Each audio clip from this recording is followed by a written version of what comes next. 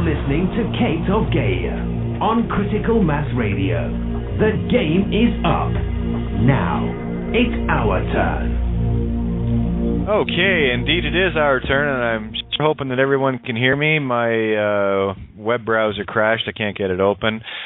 Funny enough, though, the Skype seems to work all the time. There's just some sort of a hiccup with the actual internet web browsers.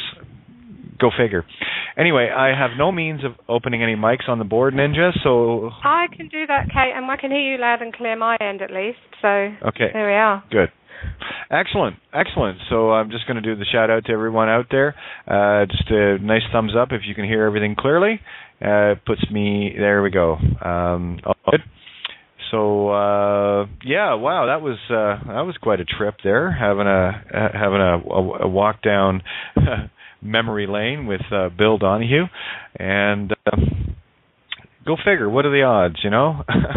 Apparently 100%, you see, so it was beautiful. So I'd really love to get people's input right out of the gate here as far as how you felt the interview went, the flow. Did we cover a lot of stuff? Was it just good interaction as far as getting the word out? Because it's about how the message is getting out there. The message is critically important, but it's kind of useless if you're not delivering it properly. So that's kind of where I'm at. So Ninja, feel free to open mics up. I have done. Yeah, we've got Michael and Made Manifest. Oh, okay. Well, that's one of you guys can start. Okay. Mike, Aloha. Go ahead.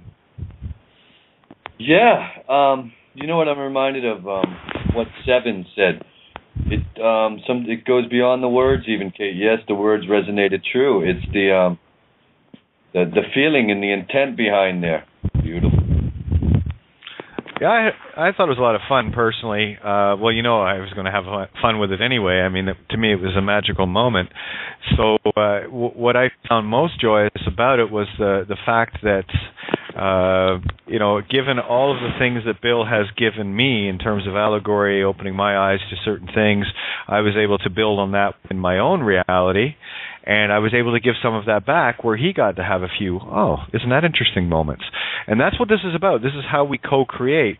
We build our ideas and truths upon our ideas and truths, and we don't need to debate them or of-bait them. We just simply need to look at them, and if they resonate, great. And if they don't, well, we need to keep looking, don't we? Yep. Fuck, I missed Bill Donahue interview. Well, I guess, It's all right. It'll be on a podcast. I'm not sure how to get there because I really haven't had the time to go around and the astrotheologyradio.com site to see where that gets posted. So that is probably where you need to go and have a look. So maybe those out there, if you can have a look and see.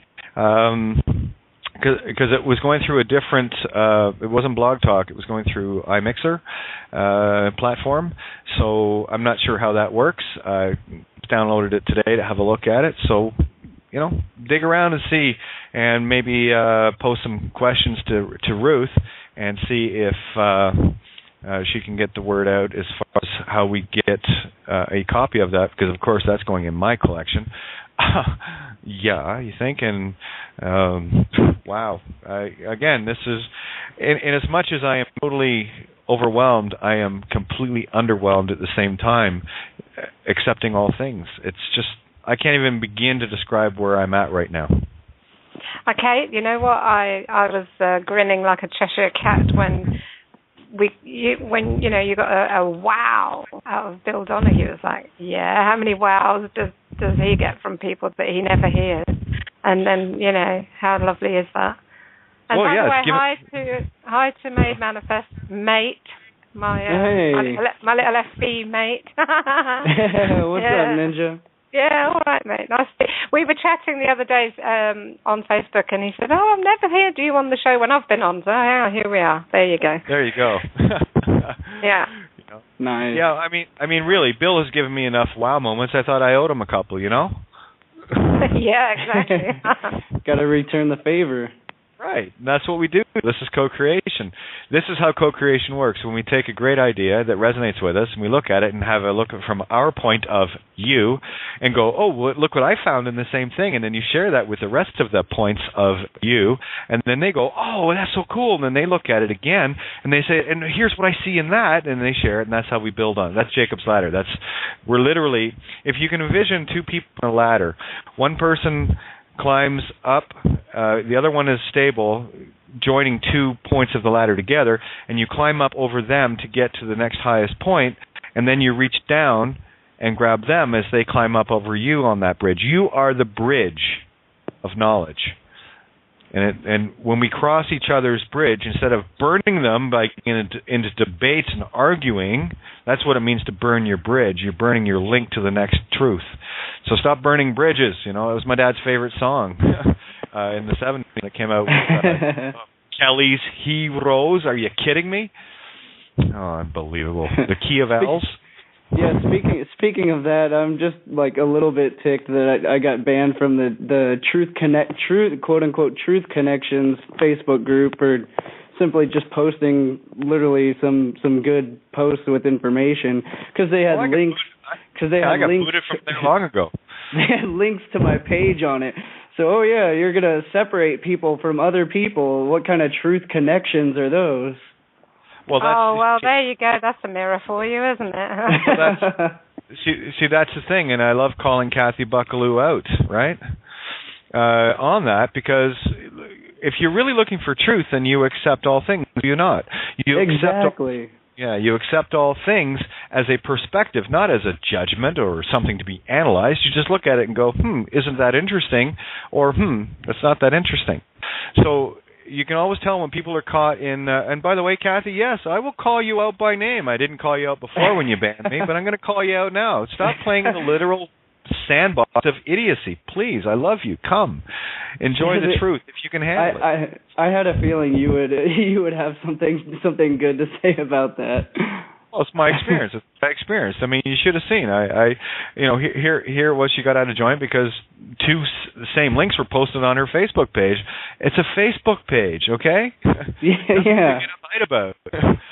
It's like, please, if you don't like it, delete it. That's the only thing that will irk me is because I don't care about anything else except information. That is all I care about. And she was like, well, I just wanted to let you know, and you weren't nice to me because I posted the picture. I replied with the picture of Mark Twain saying the one about censorship is only because a baby can't chew a steak, censorship, and so she took it personal and like banned me because of that. And I was like, it's just, I want to share my information because I want to get it to the people. I don't care about, it's not about me. Well, again, I go back to the Hermetic truth of do not cast pearls before the swine. And what that is saying is your pearls are your pearly gates, your teeth. Don't bother trying to share this truth with those that have no ears to hear it or eyes to see it. And by all means, share the truth and walk away. I don't debate anything I talk about. I just simply talk about it. If it resonates, great. If it doesn't, then I've got some work to do to fix it on my part, and I'm good with that. Yeah, just plant that seed and walk away. Yeah, they're called kangaroo plants. They jump around and make a mess of the cane field. tearing up the weeds. Exactly. I love it. So I don't have any quarrel. I don't have any arrows. My quiver is empty. I do not shoot arrows or quarrels at anyone. I used to all the time. Now I just simply sit back and go, how much more can I build on this beautiful little castle, this castle where my moat gets filled with more and more truth. Therefore, the more truth I can put in my moat, the more power my moat has when I cast it forth, and why I change my reality every moment of now. Hell, we had China, just look at the allegory. China, or the key mine of the hex, has been returned. The divine feminine energy has been fully released, guys. Not as in to release something, but as it has been go. China just said yesterday that they're putting all the treasury bonds on the open market, which effectively, because the Federal Reserve is no longer a bank, it doesn't have a charter to work from as of December 23rd, 2013. So every piece of paper is absolutely worthless. However, the spiritual intent contained within it through the register of the coming of the Spirit, those that agree to be part of the legal system are feeding that energy.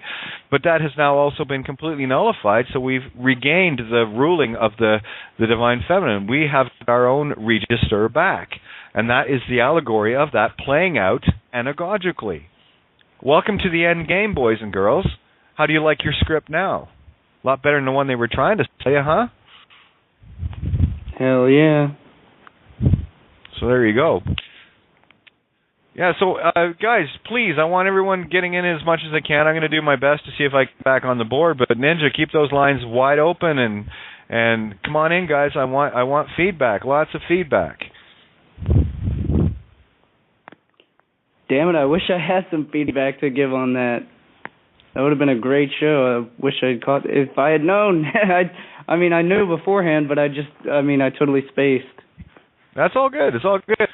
Let's just say, from my perspective, I had a great conversation where there was aha moments back and forth, and because it's beautiful actually just to interact and go, now I know where I can put this piece to raise it up to this piece, and yeah, then we did get a wow out of Bill, didn't we? It was quite something. Yeah, Kate, it was quite nice. One of the things I noticed, he was quite happy. It's kind of like when the teacher hears from the student and they surpass some of the information that they shared. He was getting those moments. And then you could see him working like, yes. This is where you get both student and teacher as a singularity, and that's what I am. I love being the student, and the best way to learn is to become the teacher, to become the student, to become the teacher, to become the student, and on, infinite. And I got to tell you, I loved the energy when Bill first came in, not quite sure. Then you could hear his excitement building as he was getting things, and we were putting these pieces together, and we hit on a lot of key videos that he has. That's why I kept bringing them up. I want people to watch them now from perspective, and you'll see so much more. I'll listen to the same Bill Donahue video. I could listen to the same one every day and pull something new out of it because my eyes and ears are changing instant by instant. Yeah, you go through those layers. You peel back a layer every single time, and how many times? Same with your birth chart. With your birth chart, every time you read it, you peel back new stuff. Right. What was I going to say there? Forgot what I was going to say. Sorry, I do that no, too. It's okay. It's the ideal and instant download, so it's there it is, that bolt of lightning, right? How long does it take lightning to hit ground from the sky? Not much. And I always, like I tell people, I have a tenuous grasp on it, so it's I have no words for this. But I got to tell you, though, with just sitting in on that call and the magic. Oh, that's what I was going to say. How many variations of Cain and Abel have I shared with you guys? The same story. I've told it probably at least 20 or 30 different ways. I put a couple of versions of it in essay form. And it goes so much deeper than that. So much. And there's more layers to peel. Yeah, go ahead, Ninja. No, I just wanted to let you know I fell over on the call. I got back in, so I don't know what I've missed. But we've got two other callers on with their hand up. We've got Steve and Asia Blue. So I've just done. Go ahead. Reel them in. Anyone that shows up, just open up the lines. Hi, it's Maria. Maria, how are you? I'm very good. It was a historical moment tonight. Just great to have you and Bill, because I know how much you've loved him, and I love him, and you two together. And yes, as you said, you started the program on a high level with your allegories and breaking things up, and then he got it, and then he was flying with you, and it was just, I'm not there, as I keep saying, but I'm appreciating more and more. And I think when you have someone new, you talk slower, and therefore you grasp it quicker, better. Because he say, she say, she say sometimes is a bit fast. So absolutely. For us, yeah. I am mindful of that, so I'm hoping that I do carry that, because I have to keep my Mercury outboards in check. So I'm always visually aware of the Gemini and go and just chill, you know. Your mind is very quick, and just by a delay of a breath, you know, it works better, you know, for me anyway. But anyway, it was just fabulous. So I just wanted to, you know, be in there for this historical moment, because I'm sure he will hopefully grasp this new medium, and it'll open up another audience for him. So, yeah, we want more. And what a pity about Santos as well. Oh, it's okay. Santo is here. No pity at all. He is setting up a sync school, and he is... did you read the headlines today? I wish I could get... Hang on, let me see if I can actually get online here with my... it was a beautiful... Adamantium, as always, one of the guys I love to go to, because he sees things anagogically. Is that the cement? The cement... Yeah. Did you see my breakdown of it? No. Okay, well, I have it in Skype. Let me just see if I can scroll back to it. It's hundreds of posts later. Let me see where it is. It was fairly early in the call. Oh, here we go. Let me see. It was beautiful from him. Let me see. It was after Steve. Scrolling down here, guys. Just give me a sec. I'll get it. Yeah. Because I posted it in every room. Okay, here was the headline. What Adam wrote was this: the control system on the Victoria line, Victoria is where Santos was being held, is completely shut down. And the headline was this: commuter chaos leak fills signal control room with quick-drying cement, bringing tube line standstill. Okay, so here we go. My analogical trans-law T-ion, not trans-law-shun, translation, is this. We defy N, which is D, of, or not of, phi, sacred creation, mind, N, of consciousness, 9 in the mirror. So we define our reality of creation mind, or we let another define it for us, undue creation mind. It all depends on your and only your definitions or definitions of the words. If you accept the literal, you get the literal. If you change the intent, you change your reality. Say meant, creation mind. Santo is the leak filling their control room, a.k.a. jail, creating calm muter with silent chaos, I.O. creation. This is how I choose to read it, and therefore it is my intent, because I inject my intent. I am not being defined by another. I am defining myself, my say-L-F, fa note, heart. Fantastic, yeah. Oh, you!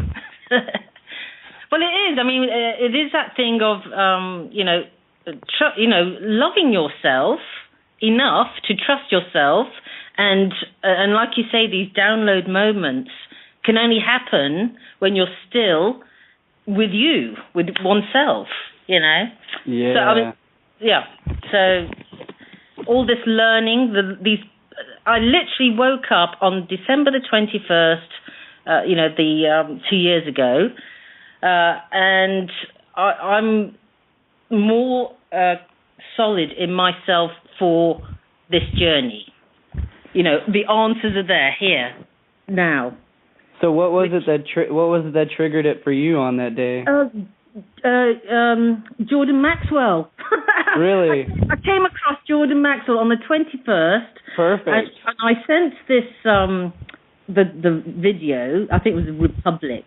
To my ex-husband at the time, who was still friends, and I said, "Wow, talk about an awakening! Look at this, you know." And since then, it's just I've absorbed it 24/7, you know. And Kate says he goes to bed with Bill. I go to bed with Bill, Kate, and Santos. Or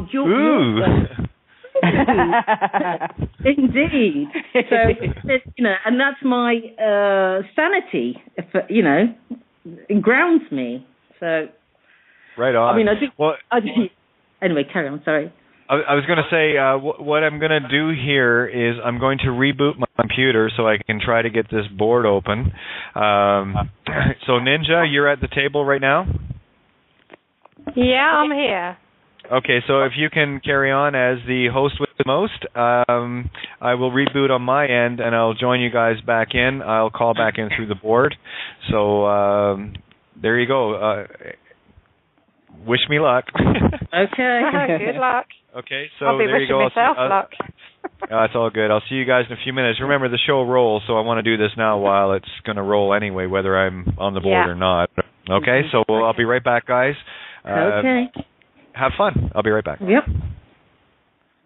That's a ninja. No, sorry, Maria. What were you saying? Go on. Yeah, no. It's, thank you for being there, because you're obviously part of this happening. I really see it as a moment in time, and we're the ones that are awake are here, pretty much. Yeah, it's a moment outside of time. Yeah, and I'm in France. I don't think there's many of us here in France, to my knowledge.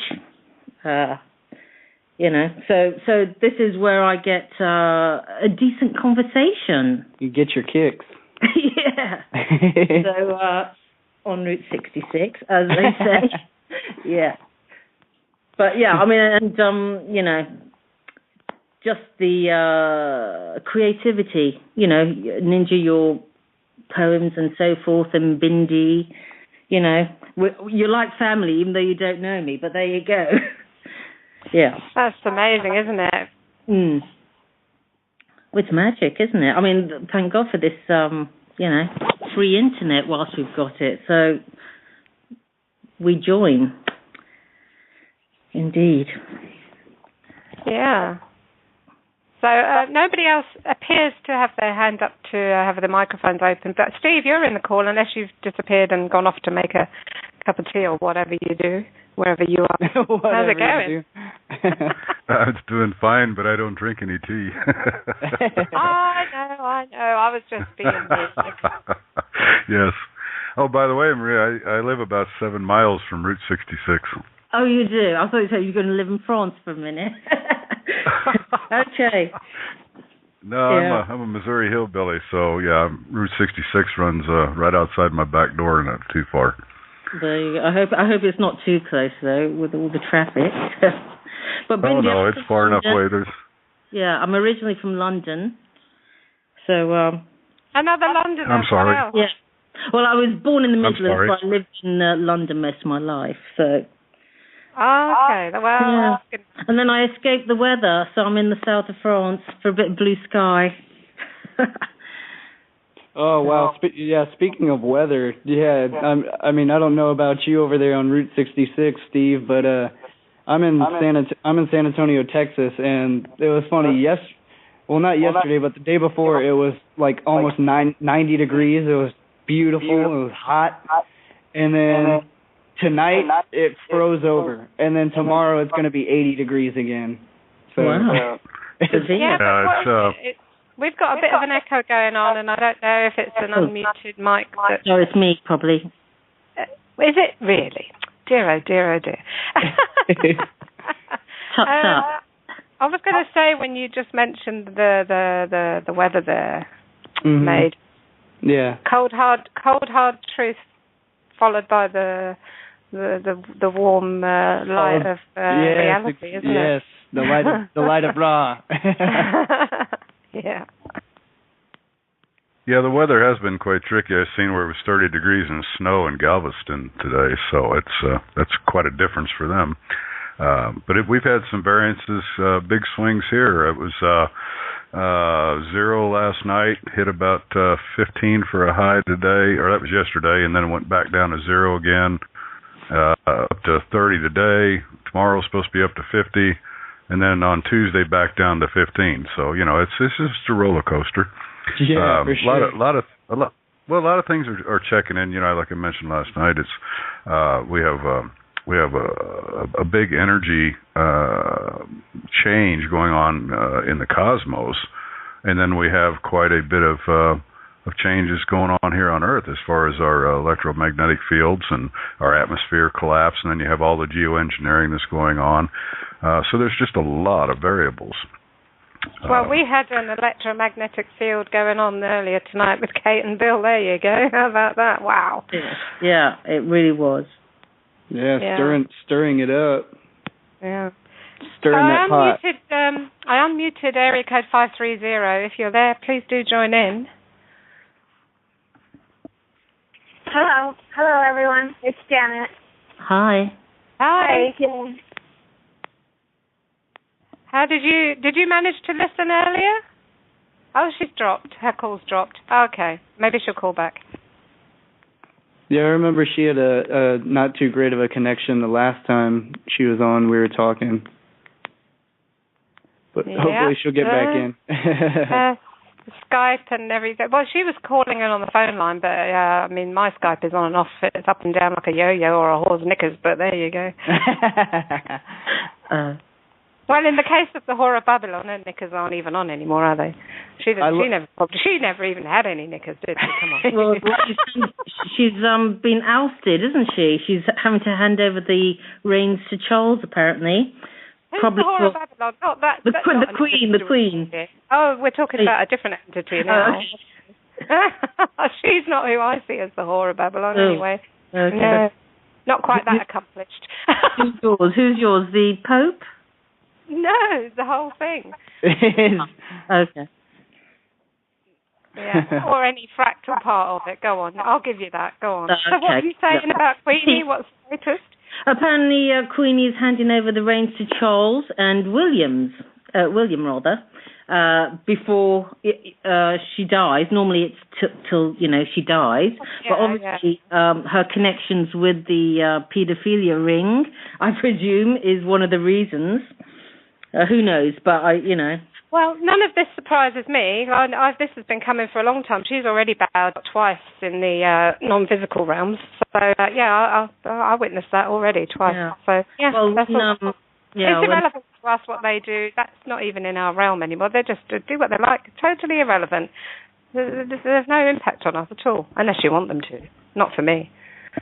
Well, obviously the power is diminishing fast, so, she has no hold. Well, certainly not now. They never did. Well, they never did they? That's the thing, isn't it? I guess. Yeah. I mean, I suppose knowing... Yeah, I mean, just knowing that the name is the key to it all, how they have got us. But for those who are awake, we now know we don't have to use a name, should it come to that. So, again, learning all this here in the last few years. So, it's all good stuff. And we will see how... I mean, if I met her, I'd have a cup of tea with her, but she could put the kettle on, you know what I mean? That's about as interesting as it gets. Yeah, well, whether that would be interesting, if you nicked her... Well, of course it'd be interesting. Meeting people is always interesting, but I don't bend my knee to anyone. That's it. And that was before I was awake. I would say a thing like that. So, totally a very nice lady from what I've connected with. Very, very nice. Very aware of what's going on. Very aware of her role in all this and who all of us are. And absolutely bowed out months ago. At minimum, to my knowledge, anyway. And I've just seen Kate pop back online on Skype, so she should hopefully be joining us again shortly. So what I'm saying is, don't feed too much energy into that crowd, because they're not having any effect on anything we're doing, except we're having perhaps an effect in their world. More the other way now, isn't it? Absolutely. That's very true, because there's... you have to realize the disinformation programs that are running, even we do it ourselves without even realizing it. Kate made mention of the news of China putting the U.S. bonds out on the open market. But then again, you can pick up another headline that says on the 31st of January that the largest bank in China, which is the largest bank in the world, is going to default on its holdings. And then you have another major headline that says that China is buying the Federal Reserve. So, how many different ways you want to run? They'll give you enough ways you can run until your legs fall down. So just don't get caught up in the crap. Yeah, you're right. I think as a Brit, it's obviously a difficult thread to snap, or chain to break, the whole notion of the royalty, and because that's a deep program we're running in that land, and we were all in it. So okay, but once you do get past that, it's so comical, it's ridiculous to me at the moment. I'm enjoying most of the time, paying no attention to it whatsoever until somebody brings it to attention, like just now, and then I just laugh because. Hey Ninja, speaking on that, speaking of comical, I want to share a little bit that I put out. I wrote it out yesterday. I've had this thought, this kind of idea running in my mind for a while. I haven't actually made it good enough. So today I actually brought it to life and put it out there.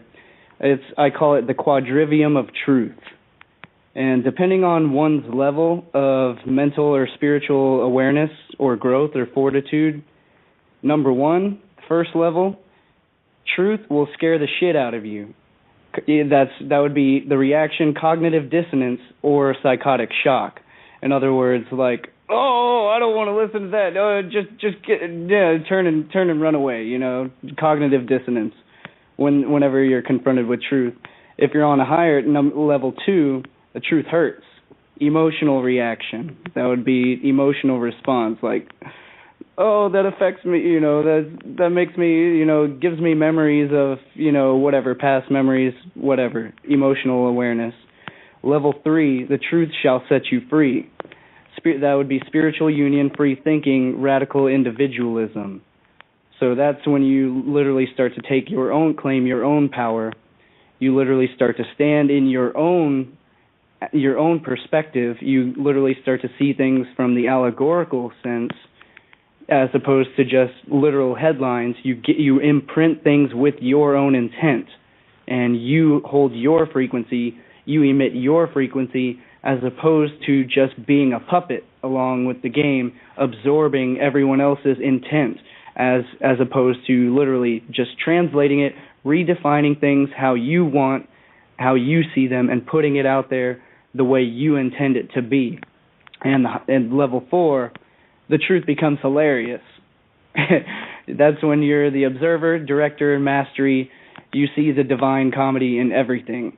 And for me, honestly, I was born that way. I've always had a great sense of humor, and it seems like no one can ever really bring me down. I just get irked every little once in a while about information, but overall, it's all just a joke. And I mean, a lot of people will really, take that the wrong way. They'll think that you're literally trying to either put them down or making fun of them, but no, it's just having fun with yourself. It's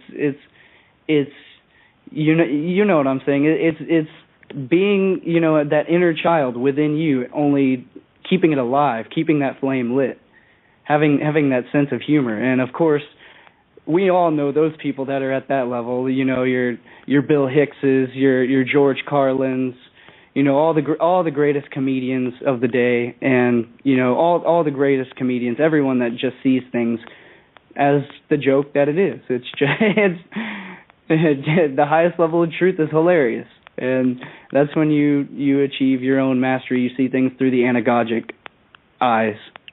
So I like that. Have you posted it anywhere yet? Like that?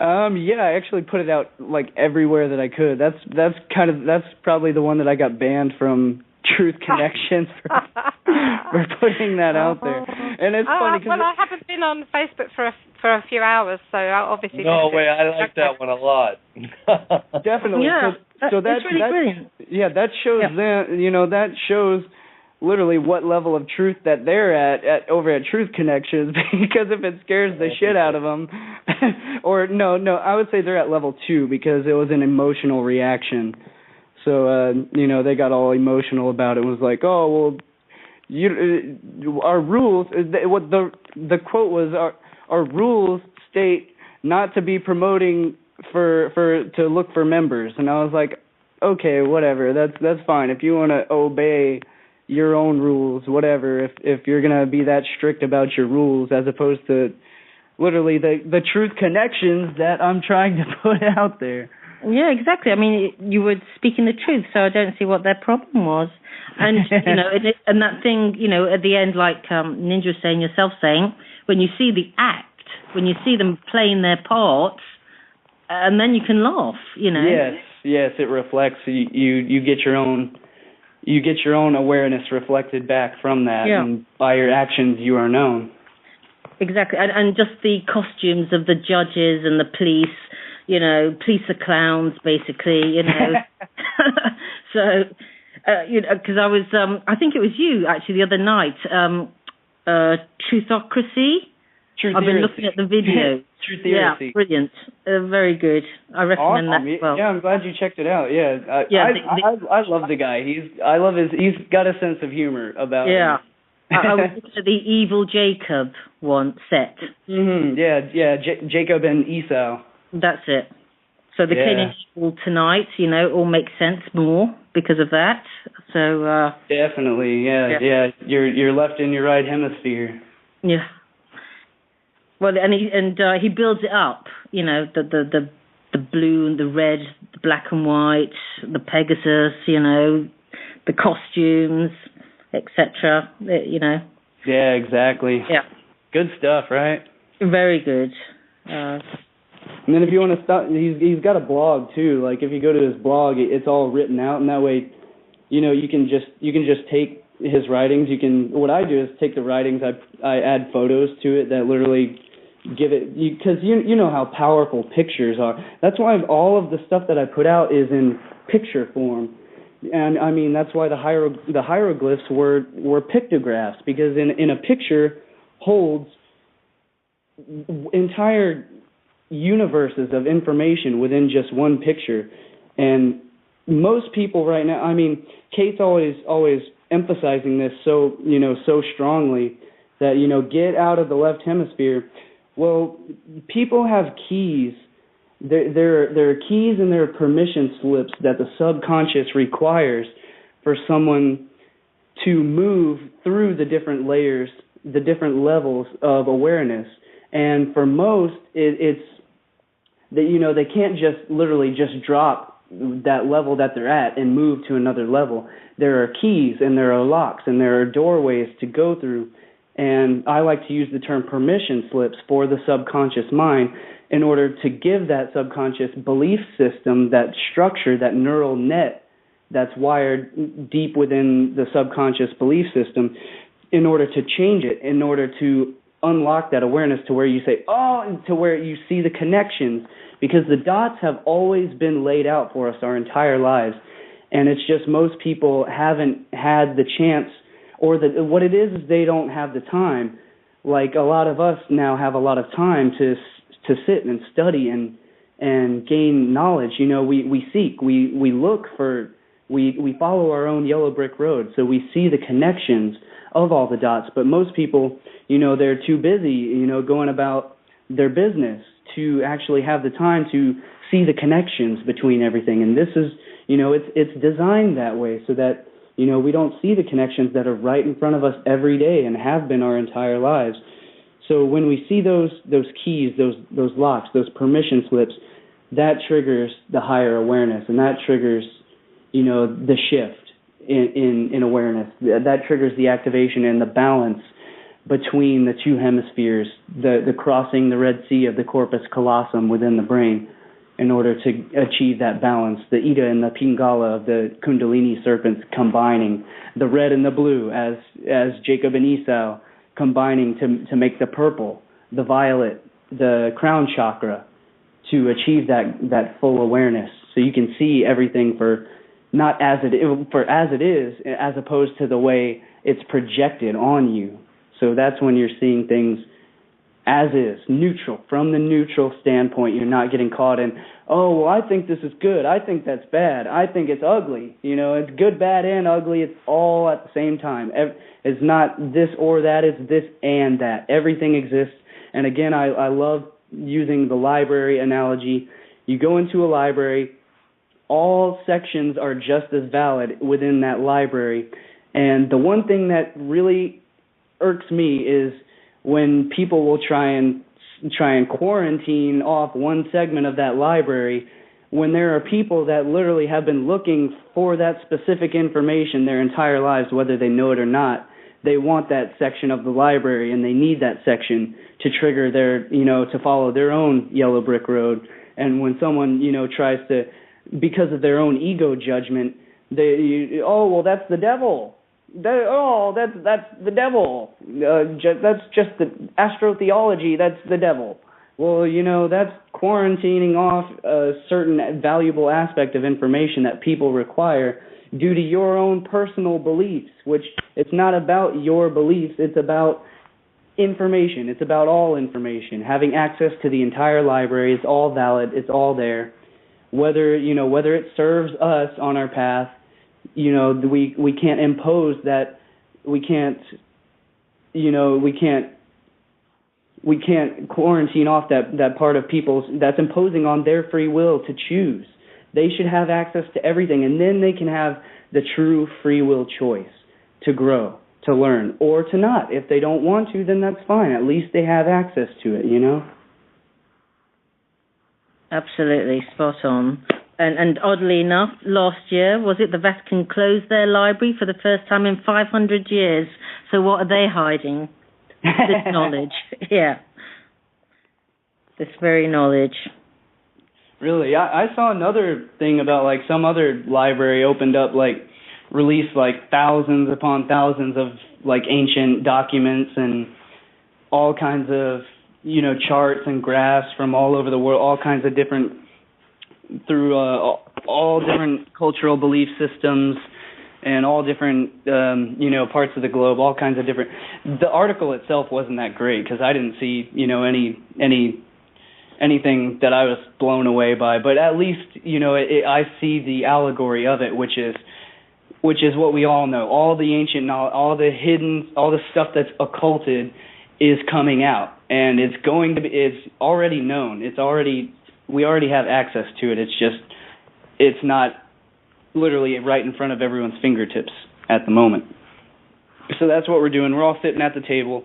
We're all putting out our puzzle pieces onto the table, and we're all sitting here just putting together the pieces, putting our own puzzle together, getting the big picture. And if someone's trying to hide their puzzle piece for whatever reason, whether it's their ego saying, "I don't like this. It makes me feel uncomfortable." Well, that piece is necessary to complete the puzzle. So it's our purpose to get everything, all the pieces onto the table so we can get this bitch finished. Yeah. Yep, I was in your allegory. I was at the library listening to the Bill Donahue and Kate. How was it? I missed the interview. It was awesome, yeah. I just laid on the grass, and there was just no time, and the sky was pure blue, and I was just laying there absorbing it all, and it was just like listening to music, like a song. It was just, I don't know, words can't really say, but I felt like it was just so meant to be and just so great. Yeah, words are overrated, It's when you just feel. Yeah. You can just you just know. You know the resonance without even having to speak. Words just get in the way. No doubt, yeah. Yep. That's why I love people that like Bill and Alan Watts, Terrence McKenna, that can just speak. Just speak truth. Right. It's so pure and it's just so relaxing. Yeah. And Bill's energy is the best thing about it. He's got. So I want to ask anyone, are all of his videos from the 80s? Why do they all look like they're from the 80s? Are they really old videos, or are they? Yeah, they are very old. Really? That's interesting. Yeah.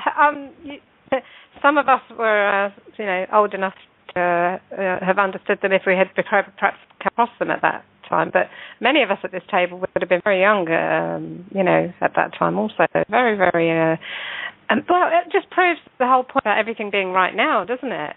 I mean, how valid is that information right now? Yes. It wasn't ahead of its time. Oh, we've got a lot of echoes. Okay. Yeah, sorry, go ahead. No, I was just saying it was ahead of his time. That's why it's so, right now it's just coming out. Everybody's awake to it, Well, back then it had its own time. I cracked open some books of Willard Cantillon's back in the late 70s and started researching the Federal Reserve Bank, the Trilateral Commission, Council on Foreign Affairs, Freemasonry, and there was quite a group of us back in the 80s that were searching for information. You brought up libraries, and that's an interesting situation because in the 80s, before the internet, or as far as the public availability of the internet, books were the main thing, books and cassettes. And if you lived in rural areas, which I did and still do, the libraries are very limited on what books are available, even if you try to bring them in from other libraries. So you're quite limited. It wasn't until the late 80s into the early 90s that I wound up in Topeka, Kansas, which is a fairly large metropolis, and I went to the library there, and I was able to find the books on the interpretations of the Dead Sea Scrolls and lost epistles of Thomas and Mark, and be able to research some of the Gnostic material available at that time. So it was quite a struggle. So the people today who have the ability to just type in a couple of letters on the search engine of their choice and come up with just a plethora of information, no wonder it is exploding, because it was a major struggle back then to find any information. Definitely. Everyone, Kate's still trying to log in, and apparently, clearly, not having very much luck with it. I do believe that she got back on Skype but couldn't get back onto the actual host call itself. So whilst it's still running, just go ahead and have at her and enjoy. Right now, as it also stands, after refreshing the page, I can't actually press any buttons. So I'm in the same position Kate was in earlier, where she couldn't see the board at all. So yeah, we're having fun and games. So it is what it is. We're holding. Well, if she's down, listening, holding our keep here. Well, if she's listening, I'll give her my input on her interview with Bill. She said that. Talking about keeping her twin Mercury outboards in check. Well, they were finely tuned to a nice trolling speed across the clear crystal waters of the mind, instead of the high-speed chop over the rough waters of life. So it became a musical compilation between the two of them. And there was a great deal of love and honor and respect that just flowed out of that. The interaction was magical, and I think you did a wonderful job, Kate. So if you're listening, kudos to both of you. Yeah, totally agree. It was lovely. Yeah, well said. That's exactly how it felt. It felt just like a wonderful meeting of two beautiful energies that resonated entirely with each other, and they've probably met many times before in some other place, and that was evident to me. And for anyone who's not familiar with either Kate or Bill, I think it's a wonderful introduction to them. As just for the energy of it. Even if the information's slightly maybe a bit out of reach, it's just to have that wonderful sense of who these two beings are when they're touching each other, energy-wise. Sorry, that's my that's my level 4 sense of humor there. That's fine. No, but yeah, it was just the enjoyment of each other's minds. That was, magical. Yeah, it's not always about the actual words that are said or the information itself. It's It's just the energy, the resonance will literally speak to the subconscious. So you don't even have to. This is why, you can listen to classical music while you're sleeping, or listen to the sacred solfeggio scales while you're sleeping, and you don't have to be conscious to be activating yourself, to be activating your higher awareness, your full God consciousness, expanding your codons in your DNA to absorb more light, to emit more light frequency. You don't have to be conscious to do any of this. You just be, and your subconscious will absorb all of it. And this is another thing that I go back to, is that I like to say that there's a misconception that we only use 10% of our brain, and that only 3% of our DNA is active. Well, in my perspective, we're already fully functional, and we are using all of our full self. It's just what the portions that we think are inactive with the conscious mind is actually the entire universe. It's the entire structure of creation is the portions that we deem junk, that lamestream quackademic science will deem is paid to discredit as junk DNA, because in reality it's actually all of creation. It is everything. Alan Watts and Terence McKenna will say this a lot. Kate said it just the other night also.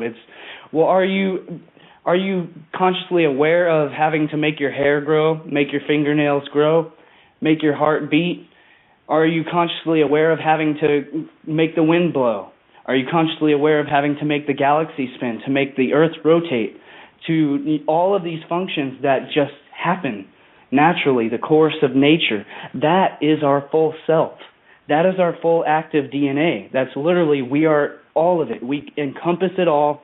It is all within us. It is encompassed within our full self. So we aren't limited. We aren't inactive. We aren't dormant. We are already fully doing this. We do it every second of every day, billions of times per second. If you want to get into Buckminster Fuller's Planck times and all of that good stuff, that's a little bit technical. But if you see it from the allegorical standpoint, then you understand that that's what we are. We're already doing this. We don't have to try to manifest anything, because it already happens naturally. The question is, what do we want to focus on? What do we want to create? How do we want to shift this timeline? Because we're already shifting billions of times per second. So all we have to do is just change ourselves within. And that is the shift. When you get that awareness within yourself, you feel it. And that's the shift. And then you start seeing it around you. Only then, once you shift within yourself, that's when everything changes. That's when people start coming to you asking you the questions that you've been trying to convey to them for so long.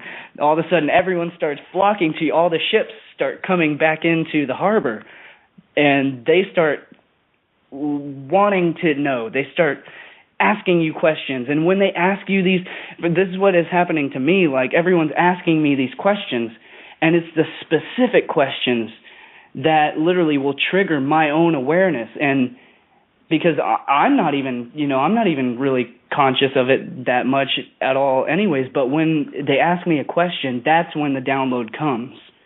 And that's when it triggers my own awareness. And that's when the response that I write out to them is it's otherworldly. It's not from me. It's not me. It is everything. It is all the great writers, all the great philosophers, all the great musicians, all the great comedians, everything throughout all ages. It's the past and the future wisdom all encompassed within, flowing through me harmoniously. And I let it flow. And this is what we all do. We all do this in our own unique way. We all, whether we're a carpenter and or whether we're one of the rock balancers, we make the rock art and balance rocks, or whether we're a parkour, someone that does parkour, running around, the city doing front flips off of buildings and stuff. Like, it doesn't matter what we do, we're all doing this in our own unique way. And so that's who we are. That's literally who we are. And that's when we expand, and that's when everything changes. When we're doing that, we're doing ourselves. We're not worried about what the government is doing or what all of these distractions. They're all distractions trying to keep us from knowing what it is that we're doing, what we're achieving, what we're creating, what we're building. It's not about going out destroying. It takes so much more energy to create, and that's what we are. Is we are the creators of this energy. It takes nothing to destroy. So it's not about going out and destroying and tearing things down and dismantling the system. It's about doing what we do, and that creates the energy that we need to build what we want to achieve. So that's what we do. That's who we are. Well said. That was beautiful. I've been wanting to get. Download. I've been wanting to get that out for a while, and the words just normally never come through me. That was lovely. Well, they did. That felt good, honestly. It sounded like Santos for a minute. Yeah, for sure. Yeah, for sure. Yeah, there we go. I love that.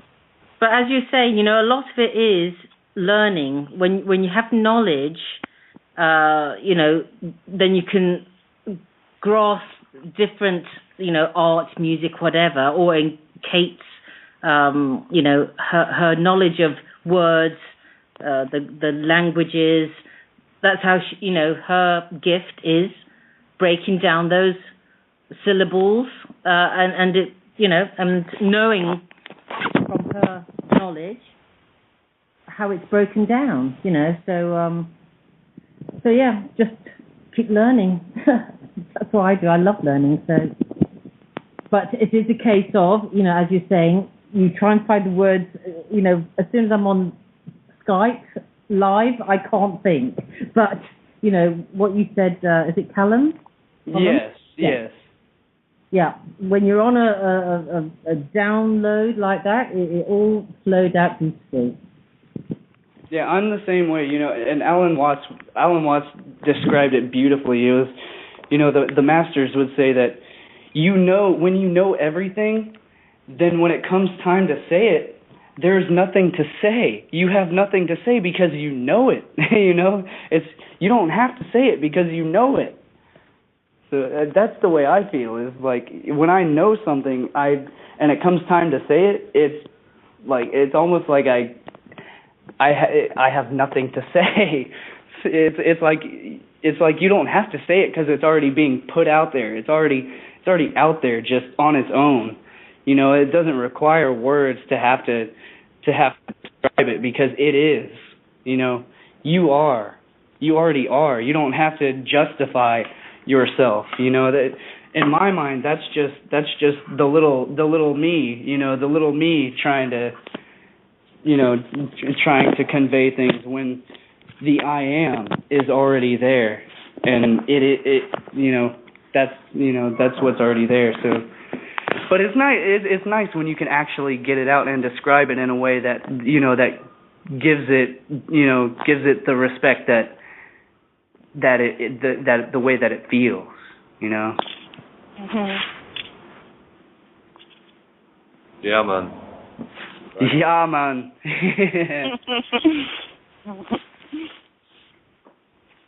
Isn't that sounding a bit like another way of saying jamming? Yeah. And I love it how we bring it back to the point. Yes, it's to be. What you just described is the moment that some people think it's beyond explanation. You come to the truth, you come to that knowledge, and you understand it. And then there isn't no deeper explanation, whether to yourself or outside, to explain it for somebody. The next step is just to be, the I am, to be the God. It is. So to shift our consciousness to there, as you were reminding us again, what are some of the, as Kate puts sometimes, even the baby steps to get to there, or whatever steps we want to call them. We know, yes, it's B, go into nature. We know we're shifting consciousness always. And, yeah, again, we're not fighting the system. We're basically winking it out of existence in a way. And, yeah. Keep going, Michael. Keep going. Like this, other people have talked to me, like Carol, and what you guys, what you were just mentioning in terms of what's our action step. And so, again, spiritually intending the positive things that we feel true to our heart. I think the more we express them and feel with them, yeah, we're doing it. Yep, I just got a message from Sonia. She's going to Toronto tomorrow, so wants to touch base with me. After I'll connect with her after the show, and just let Santa know that good job on changing the universe out here. Holy, look at him go! You know, I see the effects of what he's doing because I'm looking for them. It's. And I got to tell everybody, I am not going to get into the semantics and literalisms of, people asking me about, well, what's about Santos? Because I know where it's coming from. It's coming from an emotional, entrapped position. If you cannot see this for what it is, then you are blind. This is not about getting caught up in the drama porn. There's a new one, drama porn of emotions. I'm not going to play around in that game. Sorry, it's just not in my nature.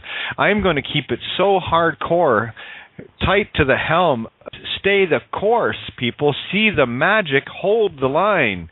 I stand to post. I shall not yield. None shall pass. None. The goddess of creation and destruction. I'm here. Created me. How are you doing? I'd say you're doing pretty good.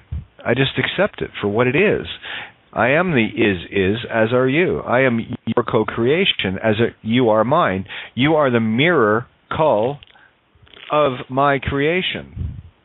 And I am the mirror call of yours. Now, you can be mired in the hex and called, mire, call, or you can be the me, the ME, the magnetic electric of the spirit breath, I call. And that's what a miracle is. But you have to choose what it is. Don't take the literal translations of it. Don't take the literal definitions of it. If you do, then your mind is owned and is spellbound. Only when you look at everything from how it only matters to you will you see this magic. When you start looking for and they're only yours, your coincidences, every video, every movie, every show, everything is talking to you. It is literally screaming at you. If you see something in a movie, you might hear your name mentioned. You might hear something that you think about often mentioned. Pay close attention. That is you talking to you. You need the ears and the eyes to see and hear it. This is where we've been caught in a web of our own creation. It's beautiful. So Santo, I go back to the headline again. He's putting meant or the creation mind boots on the control room, which is the jail and all those involved. When you get quick dry cement that floods into a control room, there's no cleaning that up. It's permanent. You will never get all of this meant out of there, ever. It is done. So mote it be. So mote it be, so mote it be. See you on the flip side, Santo. Looking forward to sitting here and having a chat. And now that you're a card-carrying member, lots to talk about. Yeah, we all must travel through it. Yeah, we must travel through this. Have a nice fireside chat with the whole gang. Exactly. And that moment is there. It's already a created potential possibility. Of course it is. We have imagined all things. Or can't you imagine a purple unicorn with a porcupine getting farted out of its ass? There you just did. Of course it was created. Anything you can imagine is already created. You just simply have to accept the creation. Stop shunning it. Stop being the stance of that creation. Hey, can you remember Roger Rabbit? Oh, yeah, great show. Right. And so, yeah, whether it's money, authority, we put so many things, and I use we, yourself, put so many things there. We give it power to be a resistance to us, and we don't need to. Exactly. Yeah, the way I see it is, you can be the fly caught in your own web of creation, or you can be the spider at the center of your web who weaves your own web. Well, Webster, right? What is Webster's? It's a dictionary. It's a web of deceit to see if you will keep buying someone else's of Phoenicians, giving them your intent. When you agree to what a word means, then you are agreeing to the intent contained behind it and the, quote, owners of that word and the contained therein. No one owns. Phoenician is the Rosetta Stone of all languages, and you must be patient. You must start breaking the words apart literally. Immortal, I'm mortal, not mortal. Look for the mirror in every word. Then that is entry-level phonics. Once you get there, then you start looking for things like ka, se, ro, all of these things, re, all of the sounds that are contained. Well, you heard what I did with Kitaro. There's a Japanese name, and I told you what it means in the universal language of Phoenician. I'm a people eater, a one-eyed, one-horned purple people eater. You ever hear the song? Yep, I love it. It's not a coincidence, is it? Yeah, what is the one eye? Okay, guys, what is the one eye of the one-eyed purple people eater? What's the one eye? It could be the one-eyed monster of the phallic. Right, but it can also be, let's keep it real, guys. I really want to get this point home. Or it can be the pineal, can it not? The single eye, the one eye. Exactly. And that's the one eye, as in the eye of self. Now, what is the one horn? Well, that's the horn of the unicorn, which is the infinite spiral of creation itself. And where does it come from? It comes right out of the pineal. These are the physical manifestations of the spiritual truth of reality. And it takes nothing to get there. It really doesn't. What it does take is for everyone, for once and for all, decide that everything in the physical is fucking illusion, and that you can manipulate the illusion once you become the Dios, in unconditional love of the Taurus, the fucking director. It doesn't get simple. See, anything with Tor means Taurus. Just continue it. You can do whatever you want. There are no rules in Phoenician. Go ahead, make a sound that isn't a word. There you go. That's Phoenician. It means something somewhere. Terence McKenna calls it glossolalia, creating your sounds create living forms. Glossolalia. Right. It's like onomatopoeia. Yeah. And again, let's go back to your one-eyed trouser snake comment. Yeah, there's your hell of Scorpio. What are you fucking looking with? And that, I mean that quite literally, because that is your intent. If your intent is in hell, don't expect heaven. Thank you very much. Oh, but it feels so good. Yeah, well, you're trapped in the physical. Nice going. You'll reach your physical heaven, and you'll have a brief instant of it. They call it orgasm. And then you go back to being the meat stick. Or you go to heaven and hell in your head and understand that the intent is the masculine intent and the feminine void is the creative magnetic. Electrical, magnetic, magnetic, electrical is what the meme is, the me, or the MEEM in the mirror. Yeah, you become the creator, the creatorus, the Cretan bull. Or the better yet, let's actually see what creator really is, shall we? You've got the key role, which is you, the Christ in the spirit breath, the unconditional love, which is the key, role, spirit breath. So now you have the creep of creation. Let's go to the EA, which is the yin-yang in the mirror. It's all backwards here. That's the physical. So that is a 6 and 9. You're either in the hex or you're in the consciousness, and you choose.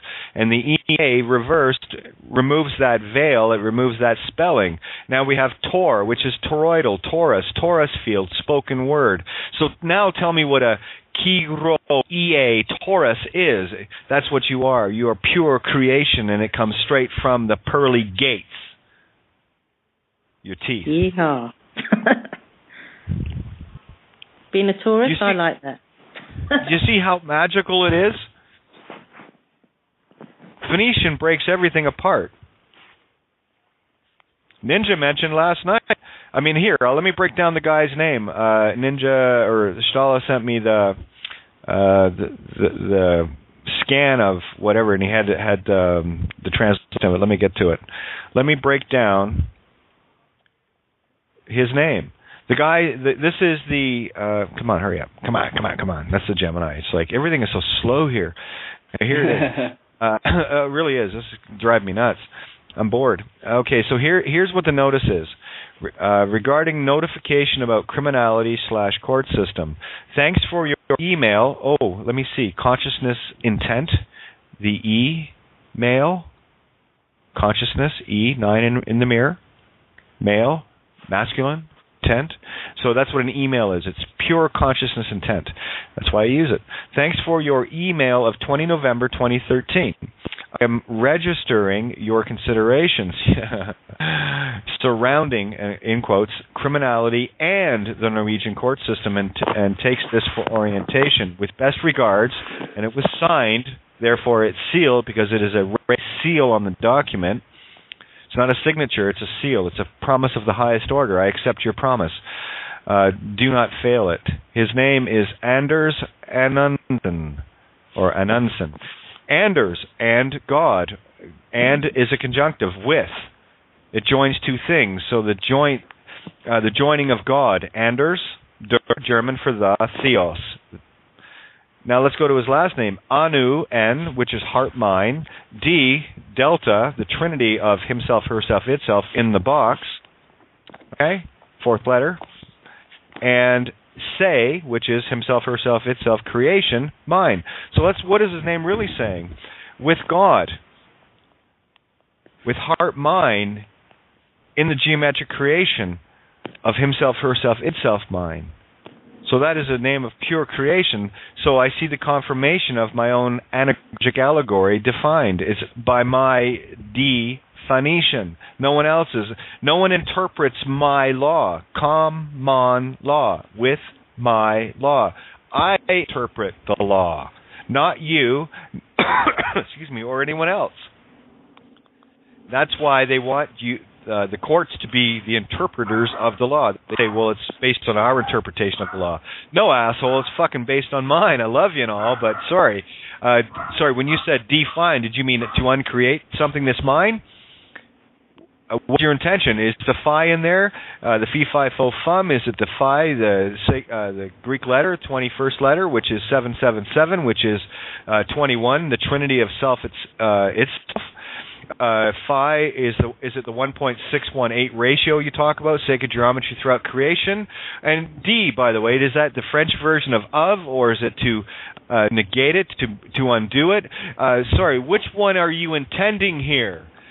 You spell it out for me, because I'm going to take it, whatever you try to spellbind me with, I'm going to take it and throw it back in your mirror, and I will destroy it. I will break your mirror, because I'm the one given the light here, and I'm certainly not reflecting back the shit that you're offering.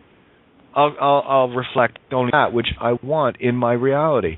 That's the Scorpio in me. My Scorpio says, I want benevolence. I am not in need of it. My Taurus says, I have benevolence, and I don't cut it in half. I take it as a singularity. My Gemini says, I don't need to think about it. My Aries says, I can be the I am and the I am not.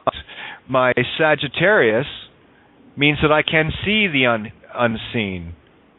I'm not the saggy Taurus by looking at the literal and getting all melodramatic about it. These are the things this is why you must, if you want all your DNA strands back, then you better start going around the zodiac and finding out what you need to fix within you to define you as per your and only your experience.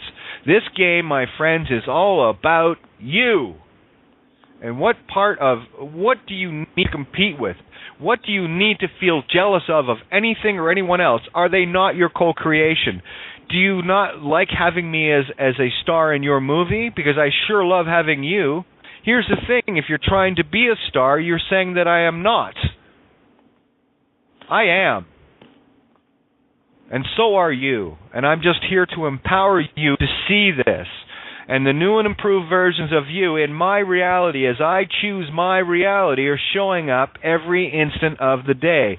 You are God. Get over it. Start acting like one. Easy peasy. Hey, thanks for being responsible, Kate. That's all it is. Responds able. You're damn right. I will give life to that which I am able, and only that which I choose in my reality. Damn straight, I'm responds able.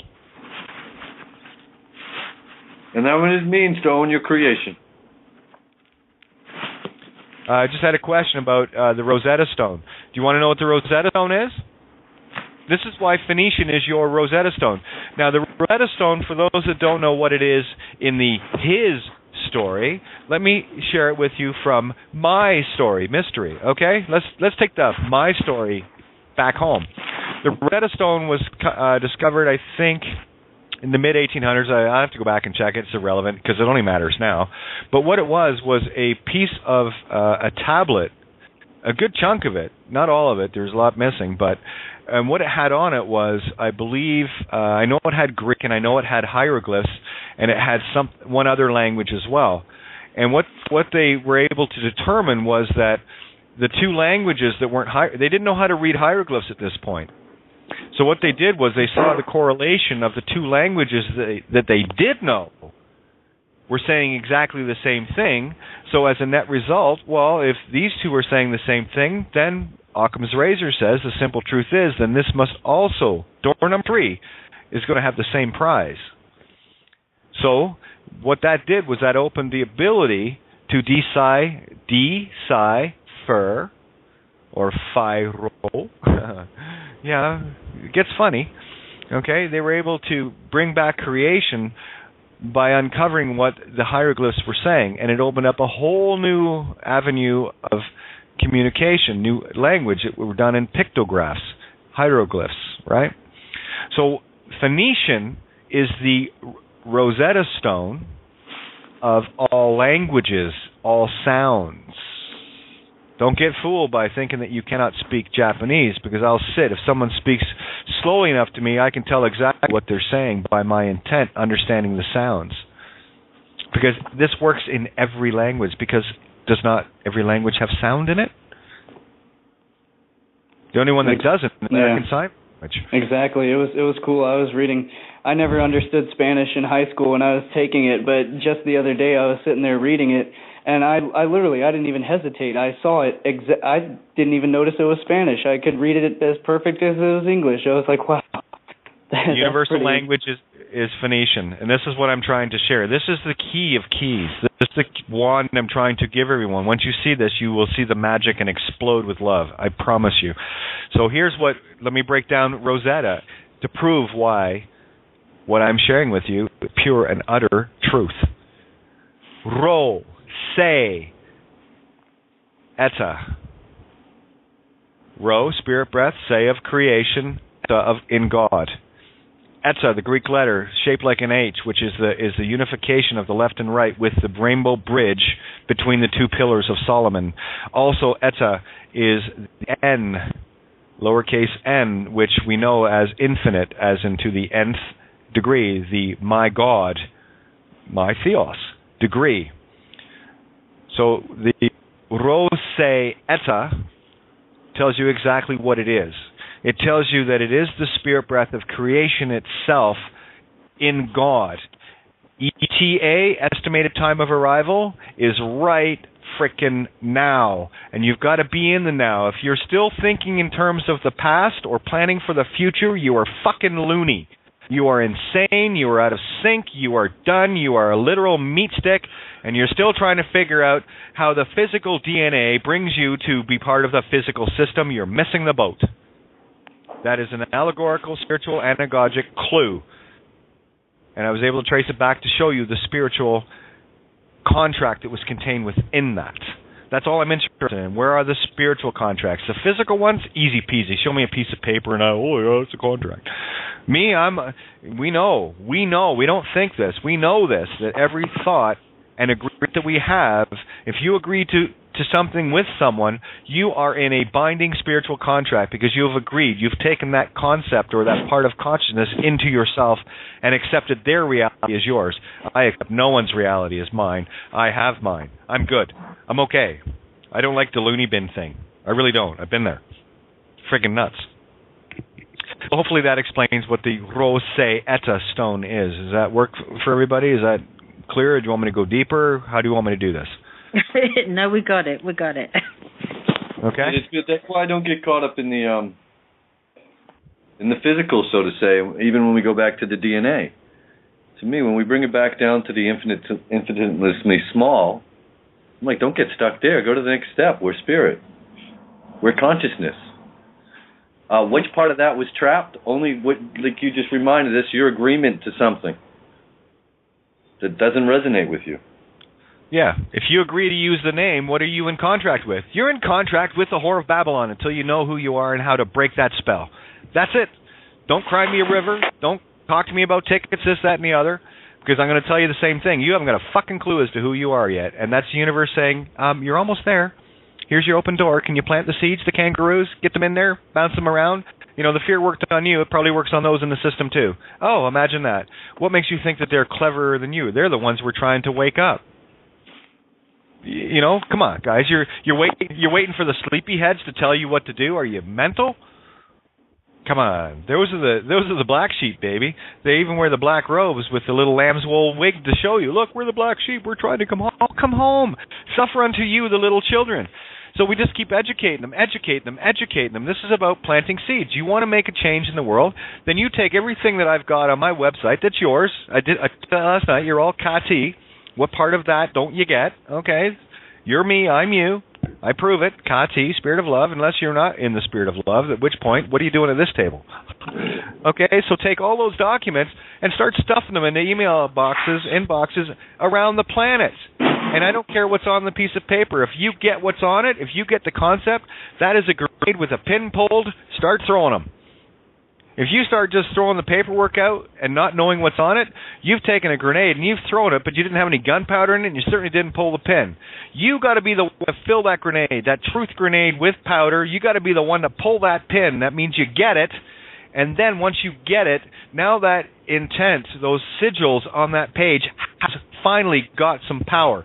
If you don't believe it, how the hell are you going to expect another point of consciousness to believe it? So get in the game, start playing. We were talking to Carol earlier.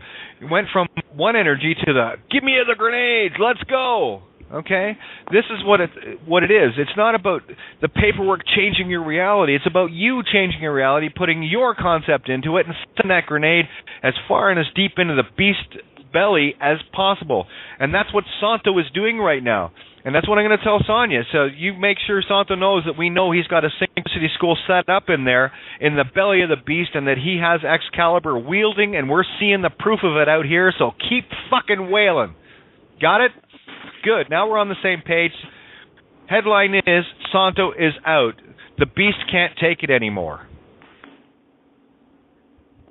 Kate, what you were just saying about the need to fill the grenade with your powder from yourself, you know, this must be the reason, this is the reason, clearly, why some people are using the same information as another person and getting extremely different results, opposite results. Well, because they don't get it. Exactly. They're thinking a piece of paper is going to save them and get their gimme possessions back. The reason why these things happen is because people are still emotionally and physically and in spiritual contract with the possessions. What does it mean to be possessed? Look it up. And it's very difficult because you can't explain this necessarily. No matter how hard you try, and no matter how much they believe they understand it, and they'll try to convince you they get it. But the results speak for themselves in some way, and that isn't apportioning blame. That's just looking at, well, you know, same information, same basic situation, very different results. Very hard to explain, that's all, and it's something we come across a lot when people come and say, well, you know, what should I do? And I did it, and, you know. Well, do you know, hey, Ninja, do you know what my Light Muse test is? You might say it litmus. My Light Muse test. to see if the light is on with your thinking. See how it works? Isn't that magical? Cool, huh? My litmus test for people is if you need to ask me a question, really, if you need to ask me a question, you still don't fucking get it. That's the whole point. When you ask a question, we can talk about... I'm going to show you the mirror of this. If you need to ask a question, then you're looking outside of yourself for an answer. All I do is I listen and watch what's going on around me, then I ask myself the questions. I'm God. Who the hell else am I going to ask? And if you're asking me a question, you're still asleep. You go back to my page and you read everything again. Then you come back and go, yeah, Kate, I see your point. Not. And just come back and start ranting that you're not getting the answers you want. Well, no, that's the ego needs. Oh, I want my diapers back. I want this and that. Yeah, oh, please, I've been there, man. They ripped my whole family apart. They stole my home and shit. Everything I owned, gone. Bye-bye. Is that something that I wish on somebody else? No, but they got that coming, and that's okay. That's the point of consciousness that's going to wake that up, because I want them to experience everything I did. Hope they like the pantyhose that I did. So they can get to this level of awakening. Why would I not wish that on them? See how there's no vengeance in that. I'm giving it back with gratitude. So of course I want you to experience this. This is freaking awesome. Look how far up the ladder we are here. Do you not want people to have that? Of course. That's the whole point of being here, isn't it? Why we're at this table. So what vengeance have you got? The only vengeance that you're going to get from anybody is that which you're putting out. Love thine enemy. Love thine no vengeance. When are the children going to stop beating each other up? If you're going against the system, you're taking it back to a bunch of 5-year-old retards. How loving is that? You don't need to ask me questions. You need to ask yourself questions. And I will give you the things to ponder because they're the very same things that I pondered that gave me what I got. You don't see me going out asking people, well, how do you do this and how do you do that? When was the last fucking time you heard me do that? Really? Because I know the answers are within. And there's Bill Donahue, beautiful. He drills that point home. The kingdom of heaven is within. At what point are you simply just going to accept that instead of, oh, no, it's not, it's out here? Well, you want to visit God? You want to see God? That's you. You're going to see God caught in this literal Webster. You're not going to see God. You're going to see the effects of you. And that which you are bringing into your universe is that which you've caused and created a timeline that you're choosing based on your perception. This is very simple, people. And for them to see it clearer, Kate, let's remind them, if you do your homework, whatever homework that is for yourself, whether it's reading, listening, reading Kate's, listening to Bill, listening to Santos, whatever it may be, some knowledge, tune into some truth. Plus, the other side of that is, a lot of people, it's like, oh, I should switch to that, or I should switch to that. No, most of what the other thing we should be doing is eliminating, like, don't watch TV, don't read the newspaper. Spend that time sitting outside, and you will then, the distractions are gone, and it will happen, because it's always happening. Does anyone at this table doubt Santos' ability? Hell no. No. Then accept it. Then he's exactly where he's supposed to be, doing exactly what he's supposed to be doing, and he's changing the world from within. I can see it happening outside. As within, so without. So I know that everything is perfect. Can you accept perfect? Is that okay with you? It's okay with me. It's okay with me. We want everybody to be free. And well, so the only... Then you have to be free yourself. And I want everyone to be free. And Santos is included in that. I am, and everyone else in my reality. And so like that, it's not only Santos I want to see get out of this, whatever walls he's got around him at the moment to share what he needs to share, but all those fictitious walls that we put up. I want to live a world in free, and we're going to have the most fun when most of us join. Well, see there, let me use that as an illustration of polarity. You see, the instant we think that someone isn't free is the minute we imprison them. So I look at it, why is Santo there? As it pertains and only pertains to me? Well, that just tells me that a very high, very, very high point of consciousness is about to be let go. Yes. So I accept all things. I do not look at it and judge it. Just observe it and go, how is it relating to me? I'm the only point of consciousness I can prove. The rest of you are all just a bunch of walking, talking meat sticks in a fucking illusional movie. Get it? So has anyone ever really died? Well, prove it. You can't because you're fucking alive. Get my point? Are you buying the immortal thing just because you saw a couple of cocoons lying around when the butterflies flew off? That's your movie. Are you buying the script? No. I'm changing it. Because you are immortal. You're God. And you got to get home to you. If you want to see God, close your eyes. And then just know that. That's what Aquarius is. And this is so much fun. I don't look at anything as, I want everyone. Well, sorry, I'm not going to separate myself from you.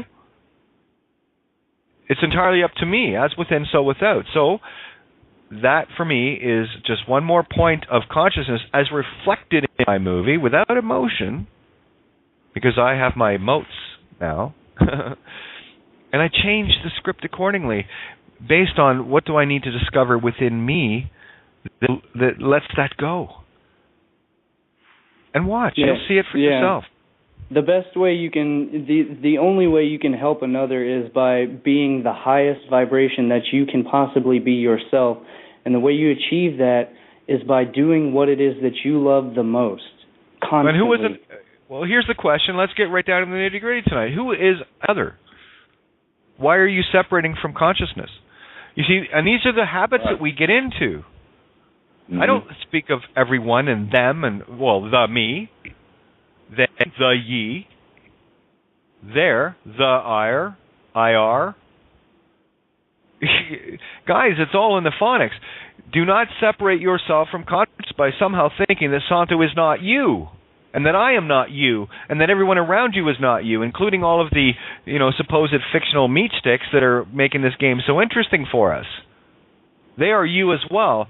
So I look at that and say, these are the things within me that I need to fix to get to my lateral time slide of the perfect reality where everyone's going, holy shit, that was a great ride. We're on a new level, a new game. Remember, we're only getting out of Pisces here. That's the feet, baby. We got the shins, we got the knees, the thighs, we got all of the zodiacs to climb through. Can you imagine what those games are going to be like? Holy! Well, yeah, of course I can, because it's already been imagined, and I know it's awesome. I don't write shitty endings to movies, and I'm pretty sure you don't either, so stop manifesting and dramatizing a shitty ending. Be the director. Have your director's cut. My director's cut has everyone going, yeah, including all those that came up, quote, against me, okay? Because what they were doing was showing me my contrast within me of the things that I needed to fix. Because I am all. I am not separate from you. I merely look at you as me in a mirrored reflection. If I put out anger and I get anger back, whose fault is it? Mine. If I put out joy and get joy back, whose fault is it? Mine.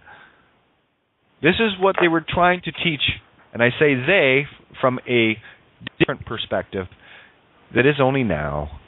That's what is been trying to be taught to us within ourselves, to teach ourselves. This is what hermetics is. This is what being a Hermes Aphrodite is, a hermaphrodite. This is the bringing of the magnetic and electric together. And again, I say, am I not a big enough fucking clue? And am I not enough comic relief, a tranny with this key? Are you kidding me? Holy shit. Great script writing, boys and girls. It is a comedy, I told you. Exactly. Yeah, you're not going to go and we're not going to go and try and change the person in the mirror. No, we have to change ourselves if we want to change how the reflection looks in the mirror.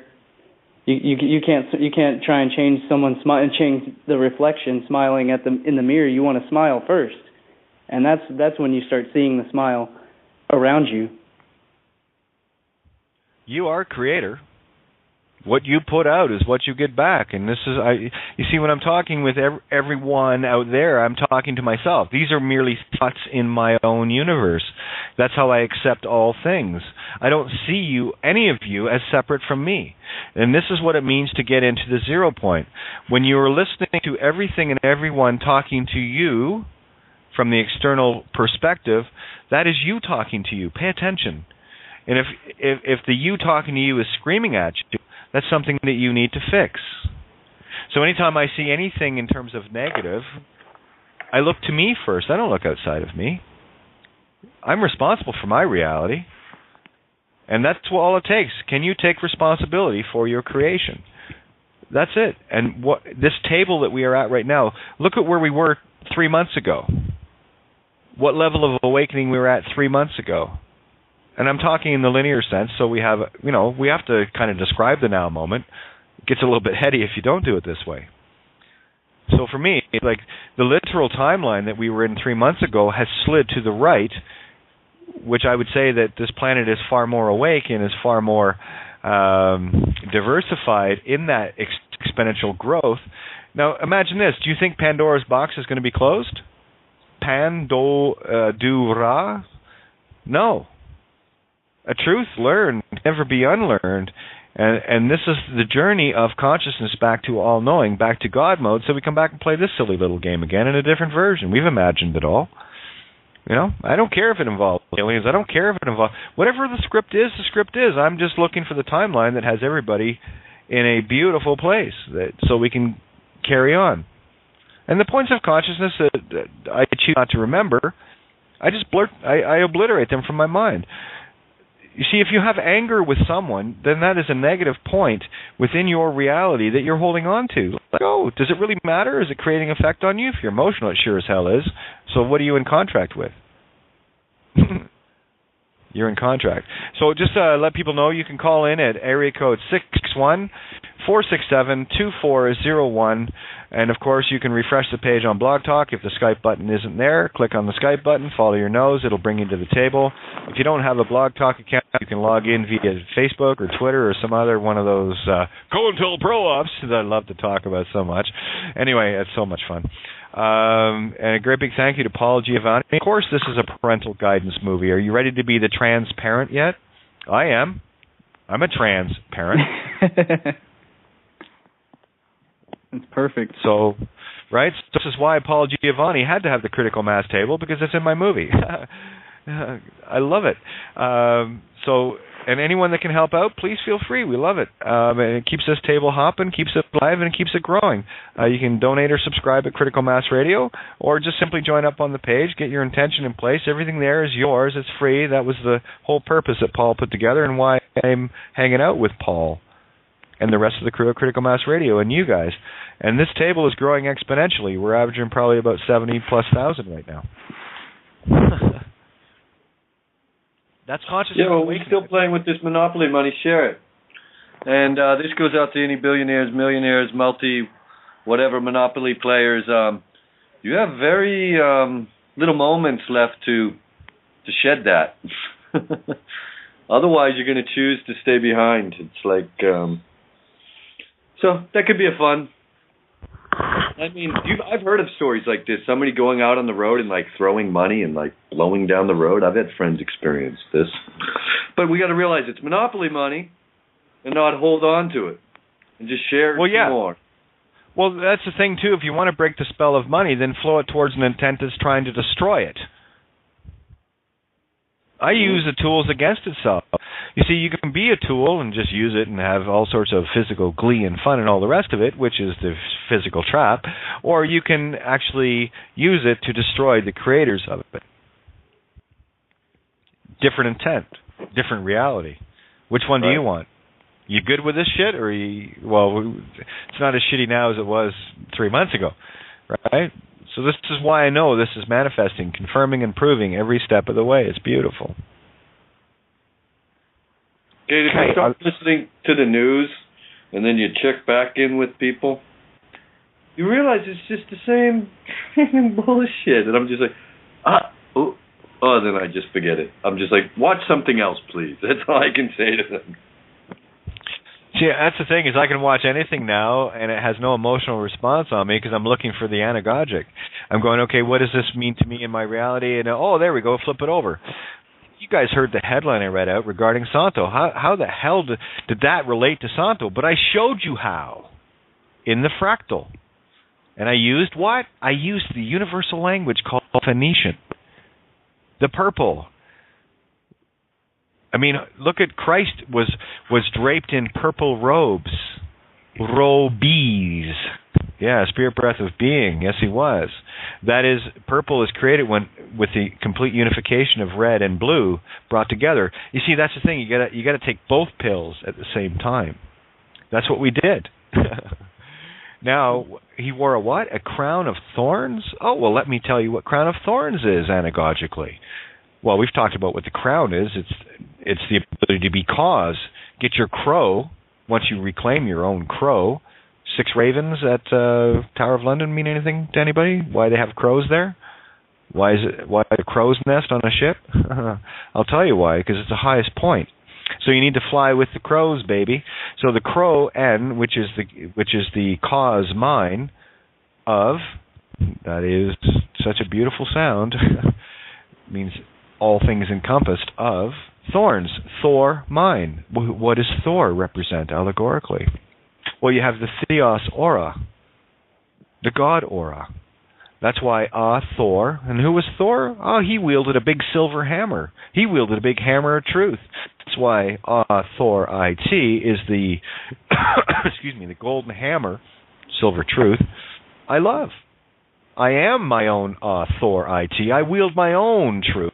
I stand in my own truth, and I watch everything around me like the Red Sea part. The Pharaoh or the Pharaoh no longer. I'm not worried. Are you chasing me? Are you kidding? Don't worry. That ocean's going to cover you up. Go ahead. You want to play that game? That's a point of consciousness I don't want. I don't need. I've got the contrast in my movie that I need. You know what that's called? That's called a ra-roll, a rap.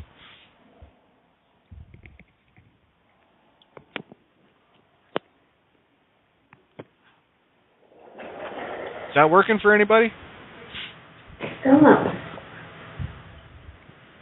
Hey, Rebecca, your mic is open. And just to let everybody know, I've got area code 530. I'm just going to go down the list of everyone that's open. Rebecca, mute on your end, hon, please. Or I have to mute you out here. Yeah, doing it, yeah. Thank you. Much love. Okay, well, we know we got Maid. We got Mike. Steve, I haven't heard you yet, but I know you've been in. Azure Blue, I got area code 530. I've got Mark and Rebecca in the call. So we got just under 6 minutes till we roll over here, and we're going to roll, baby. I'm on a roll. Roll L, indeed, yes. What role L are you playing in your movie? What does what sound does a cow make? Moo, right? Okay, you're excited. It's Aloha Friday. Yeah, and who is Hathos? Till Monday. Well, no work again. True work. I like it. The true great work. That's what we're doing here. Yeah. That's what everyone's doing in their hearts. I love the passion, Kate. Go ahead, Mark. I'm shutting up. I'm just over the top. My fucking outboards are going nuts right now. I love the passion. You're just hitting the ball right out of the park. It's like, oof. Beautiful. And the fact that you, that part of my point of you that gets it means that, gosh darn, maybe I'm getting it too, huh? Mirror, mirror. Yeah, fuck yeah. I love it. So back to Roger Rabbit and I was this kind of cartoon existence. When I saw Roger Rabbit and the cartoons, they're interacting with the people and all of that, and I've seen it not too long ago. That was really real to me. I was just like, wow, I know this. We live in a world where we have this interaction, and I just don't mean on a human to human. No, this cartoons, otherworldly existence where, whether it was spirits, fairies, whatever it might be in people's imaginations, but in terms of that malleable, like you call it an illusion, Kate, sometimes I think it's the malleable nature of this reality that we have. We cause this effect to change it as we please.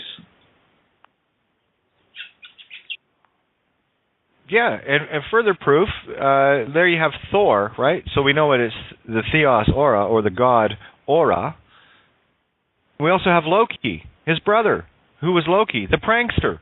Low key, indeed. Very low note, isn't it? The key of of that song in Allegory is far lower than Thor, is it not?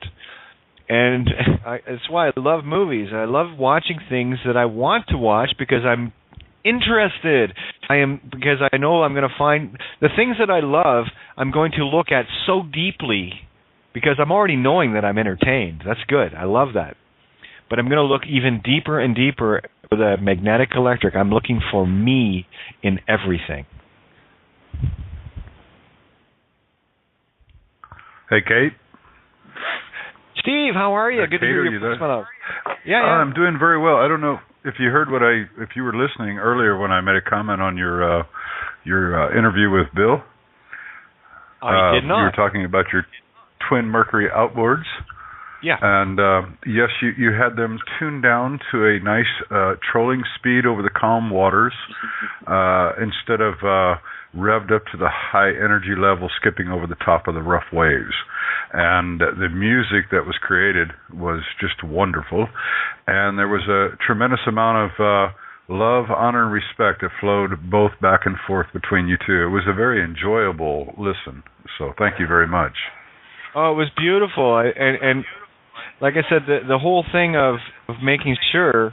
I mean, I had people. You heard me last night, commenting. Well, make sure Kate shuts the fuck up, so Bill, you know what I mean. Well, I know. Actually, I know who that was. I know exactly who that was. Well, that's an oxymoron right there, isn't it? I know, eh? So Kate, just shut the fuck up. Yeah. Hey, I just had a thought I want to throw out there. Consciousness, Kate. What's that? It's some part of your own consciousness. I know. Deep in your psyche, reflected back at you. And guess what I did? I went, cool. Yes, I do that. I'm going to be very diligent and mindful of that.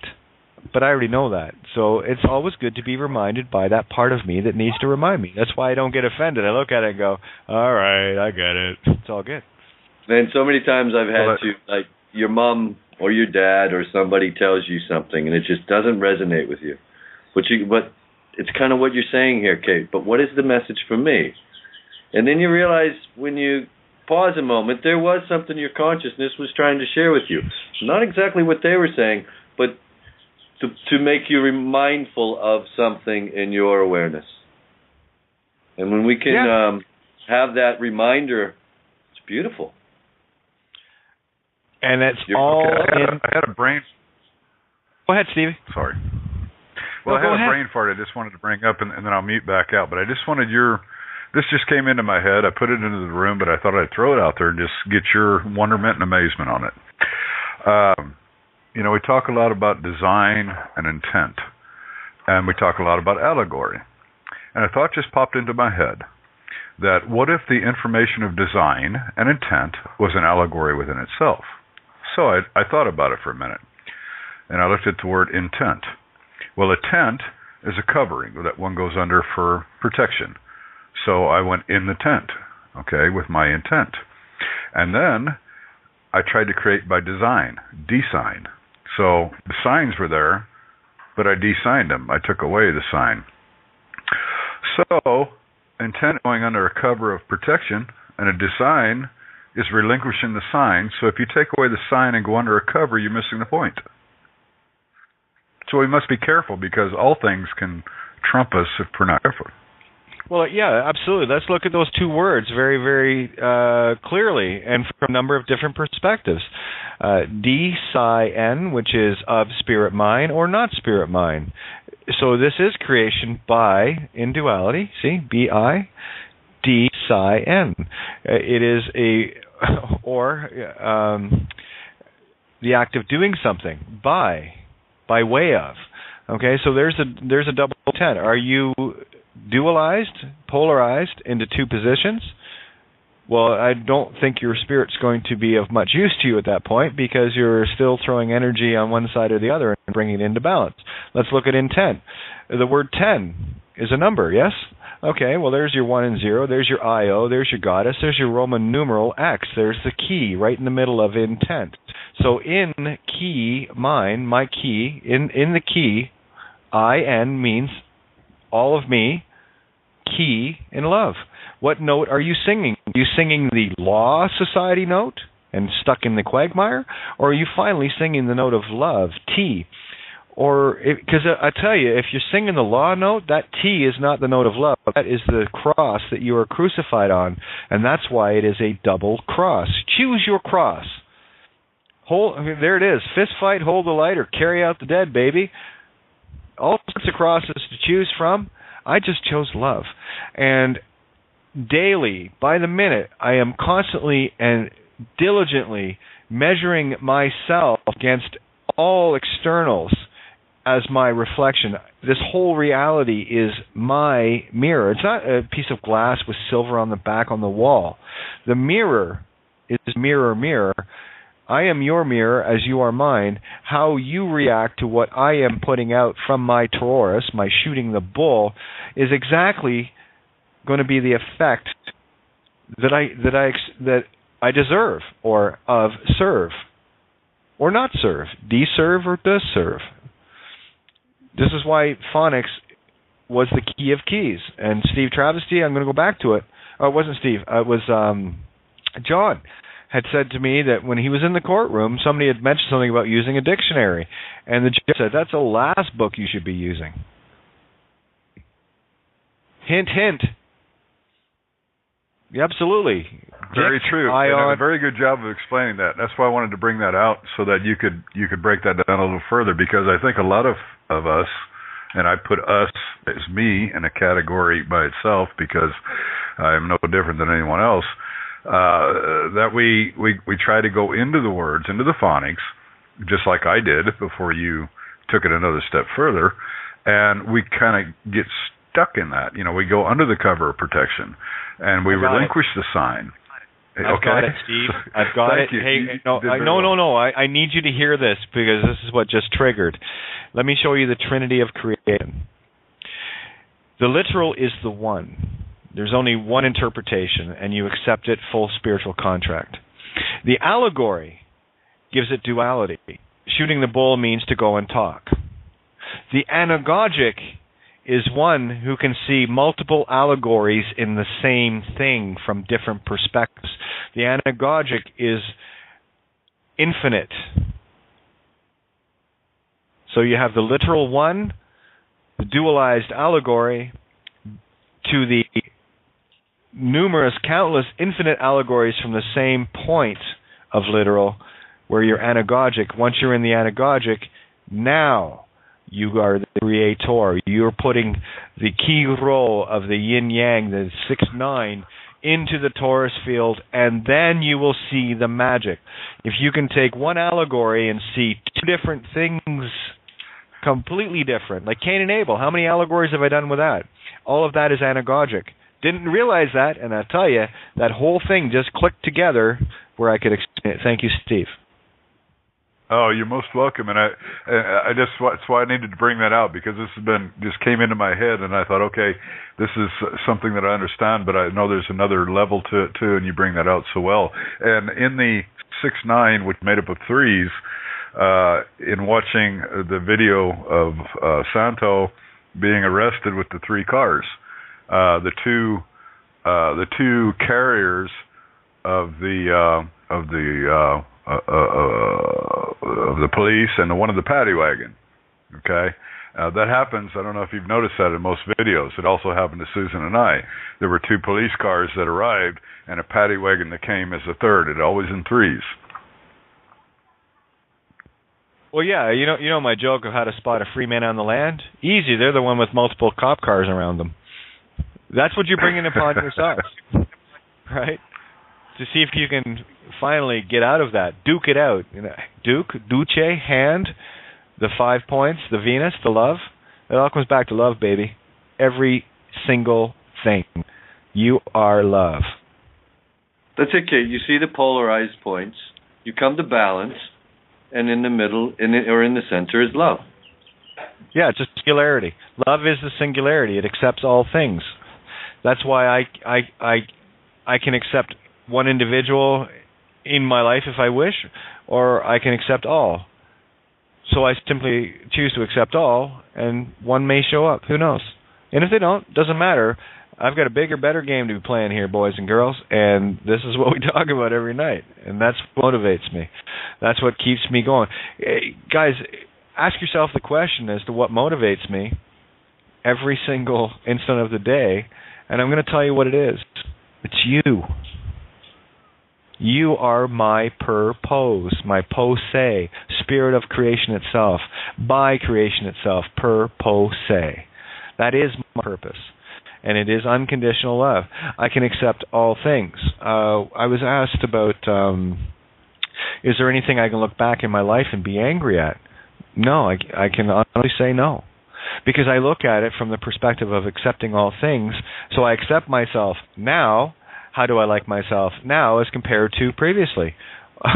I love the way I am now, and I'm going to love the way I am tomorrow because it's going to be new and improved every instant as we slide east of Eden, further on the lateral shift, taking our scope, our quad sniper scope, which is God. I've shown that. I've proven it.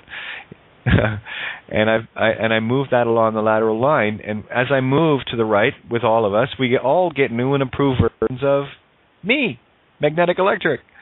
That's what it means. We are no longer polarized in a linear north-south. We're actually seeing the whole thing of the north-south, east-west, where we're not polarized. That we know that we're both magnetic and electric, masculine, feminine, male, female. Good, okay, that's an important piece of the puzzle because that gets your linear solved. Now what you have to do is you have to decide whether you're still in the fist fight, pisshead routine of going out and being angry and fighting everything, or just simply planting seeds, roses of truth with pure intent. And that's the difference. We're not going trying to battle with paper and all that. I don't need to battle. I'll leave that for the children beating themselves up in the playground with their baseball bats and a bunch of 5-year-old retarded kids running around. Because that's how I see it. These are the children that we must suffer unto ourselves. And I'm not being judgmental. I'm being observant of knowing that I was one of those 5-year-old retarded kids running around with a baseball bat trying to beat everybody else up too. I accept responsibility for that and go, no, that's not something I would do anymore. So there's my free will choice. And that's all you have.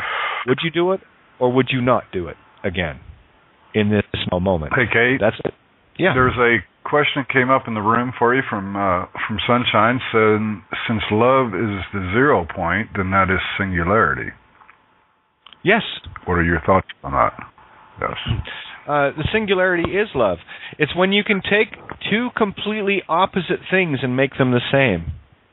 That's why I say with Phoenician, you must break all the programmed rules that you were ever programmed with in school as far as grammar and English and language and how do you spell a word, it must be spelled this way.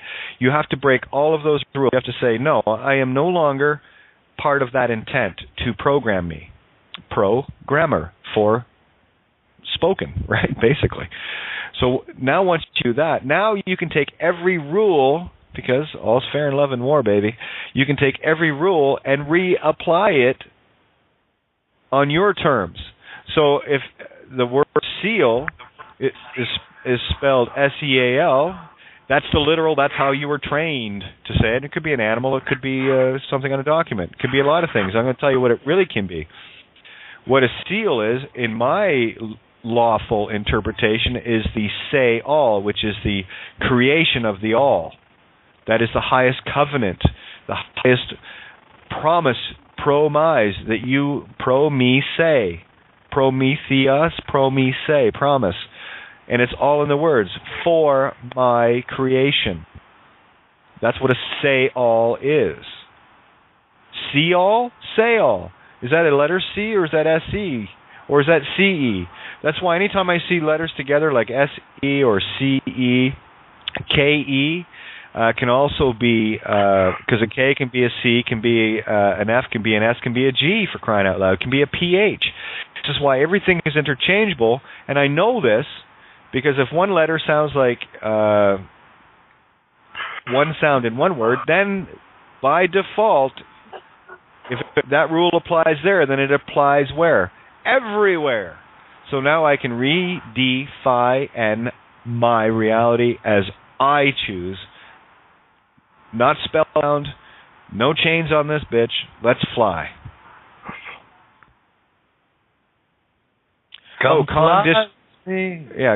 Conditional love. I'm going to actually start asking people to start defining the words back to me instead of me handing out mitten strings all the time. How's that? Here we go. Let's explain conditional. Con, with or without. Die. Die in Latin, the sound die means day, daylight. Okay, so there's with daylight. We have T, with the light of love. Io, S, on, off. X, key, chi, marks the spot.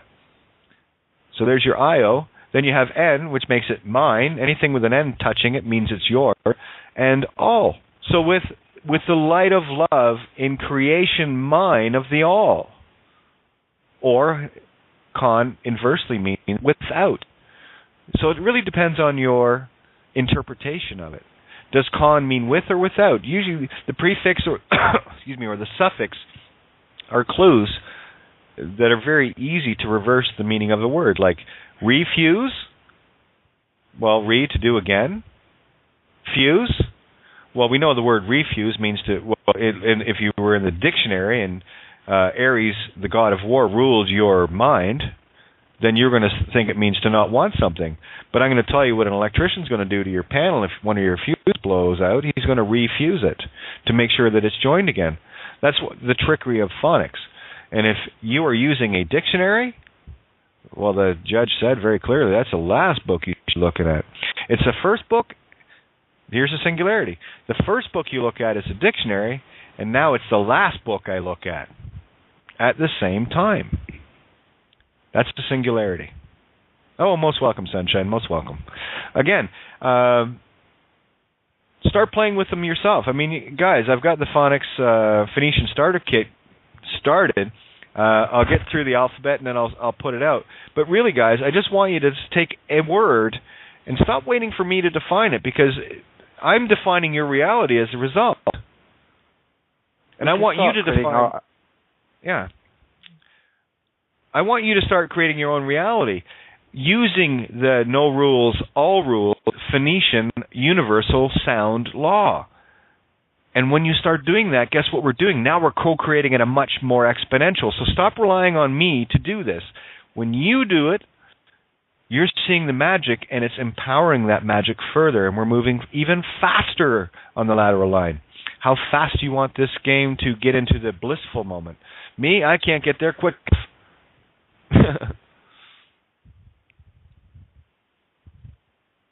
Easy peasy. Did I lose you guys? Fuck no. No, we're here. Okay. Yeah. The cartoon in the background just said, "Hold on tight because here we go." Yeah, exactly. Look at the cartoon. I love that one. Caro to mine, right? Duality mine. And I guarantee you, we've got a reality where we're all cartoon characters walking around. We've got a reality where we're all elves and fairies and everything else walking around. In that point of consciousness, playing games as children need to play games because we're bored. Create your sandbox, boys and girls. Time to play. Well, you made a good point, Kate, about it's time for everyone to start breaking down their own words. If we have a question, you can bring it to you, but don't wait for the answer to be brought forward, because there are no answers. You can wait your whole lifetime for an answer, but if you don't create your own answer, you'll never hear it. Well, if you don't make the truth yours, it never will be. So I think we can all agree. Let's start with this little prefix of con. Con comes from Latin cum, or calm, which means with. It also means very, very smooth and easy. Calm. That's why there's a wake behind the boat. Rooster tail, rooster, the ruse of the divine feminine. Yeah, maybe. So look at the word con. That's what comes on the back of your.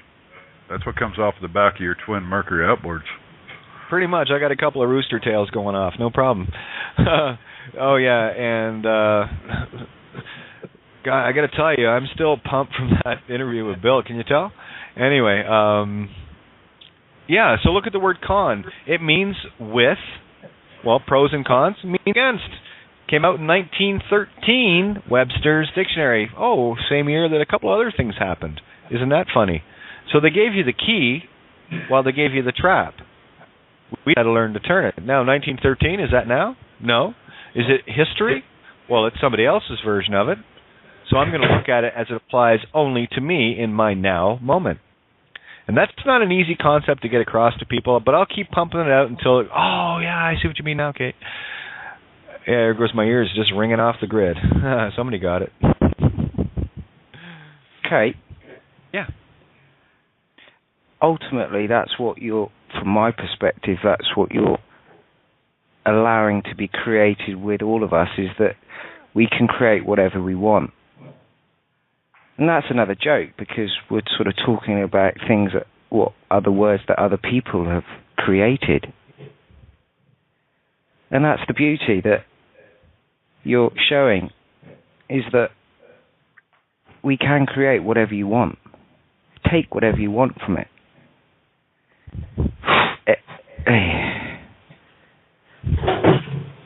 It's so true, you know. I just want you to see you. You're beautiful. You're God. But you got to spend time with you to see that. I can't do that for you. I spend time with me. This is why this consciousness that we're in right now is the new and improved. You're seeing the new and improved versions of you on a lateral slide. If things were going south, yeah, we'd be sliding the other way into more war and everything else. That timeline exists, but we're not in it. We've chosen a different timeline, and that's what we're doing. And there's a point of consciousness in that timeline, because we are consciousness after all.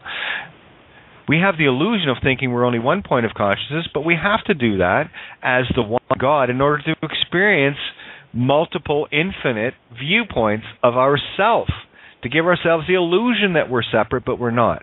And this game is so finely balanced in that we want to, it's like going to sleep and getting away from it all.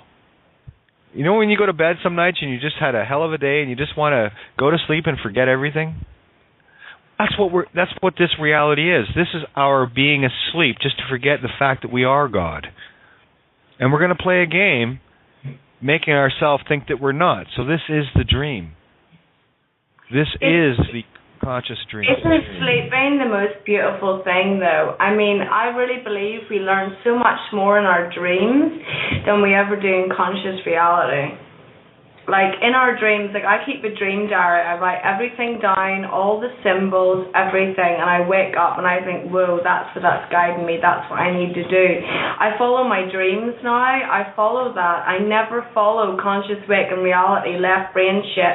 I dream something and I'm like, right, okay, that's where I need to be. This is what I need to do. This is what I need to work on. And it flows because it comes from a place that's so unadulterated by bullshit. You know, you were talking the other day about castles, yeah? Well, I've been living under this sort of property kind of situation that's called Camelot, yeah? Camelot, which was originally part of Scotland, Stirling, and Dalriada in Northern Ireland. Before the country split, they were connected, and that was Camelot. So I was living under Camelot. I was living with so many different artists, musicians, all these sort of pseudo-creative people. You know, they think they're creative, but then when you get into this sort of communal living situation, you realize how open and creative you actually are. Because a lot of the time what comes in is control, and this is mine, and I own this, and this is what I want, and this is where this is going to go, you know? And it's not communal. It's like cutting down a tree. You cut down a tree, you kill habitat for birds and bees and foxes and everything else, you know.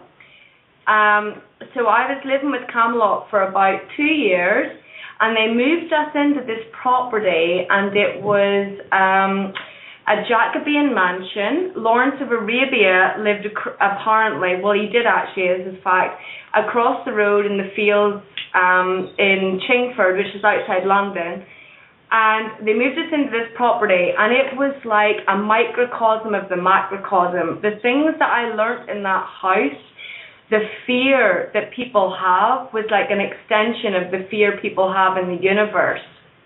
Sorry, can you hear me? I just want to check in. Yeah, we can hear you, hon. Okay, tell you what, I'm going to put a challenge to you. What does break down the word camel? Phonics. Right. The word what, sorry? Camel.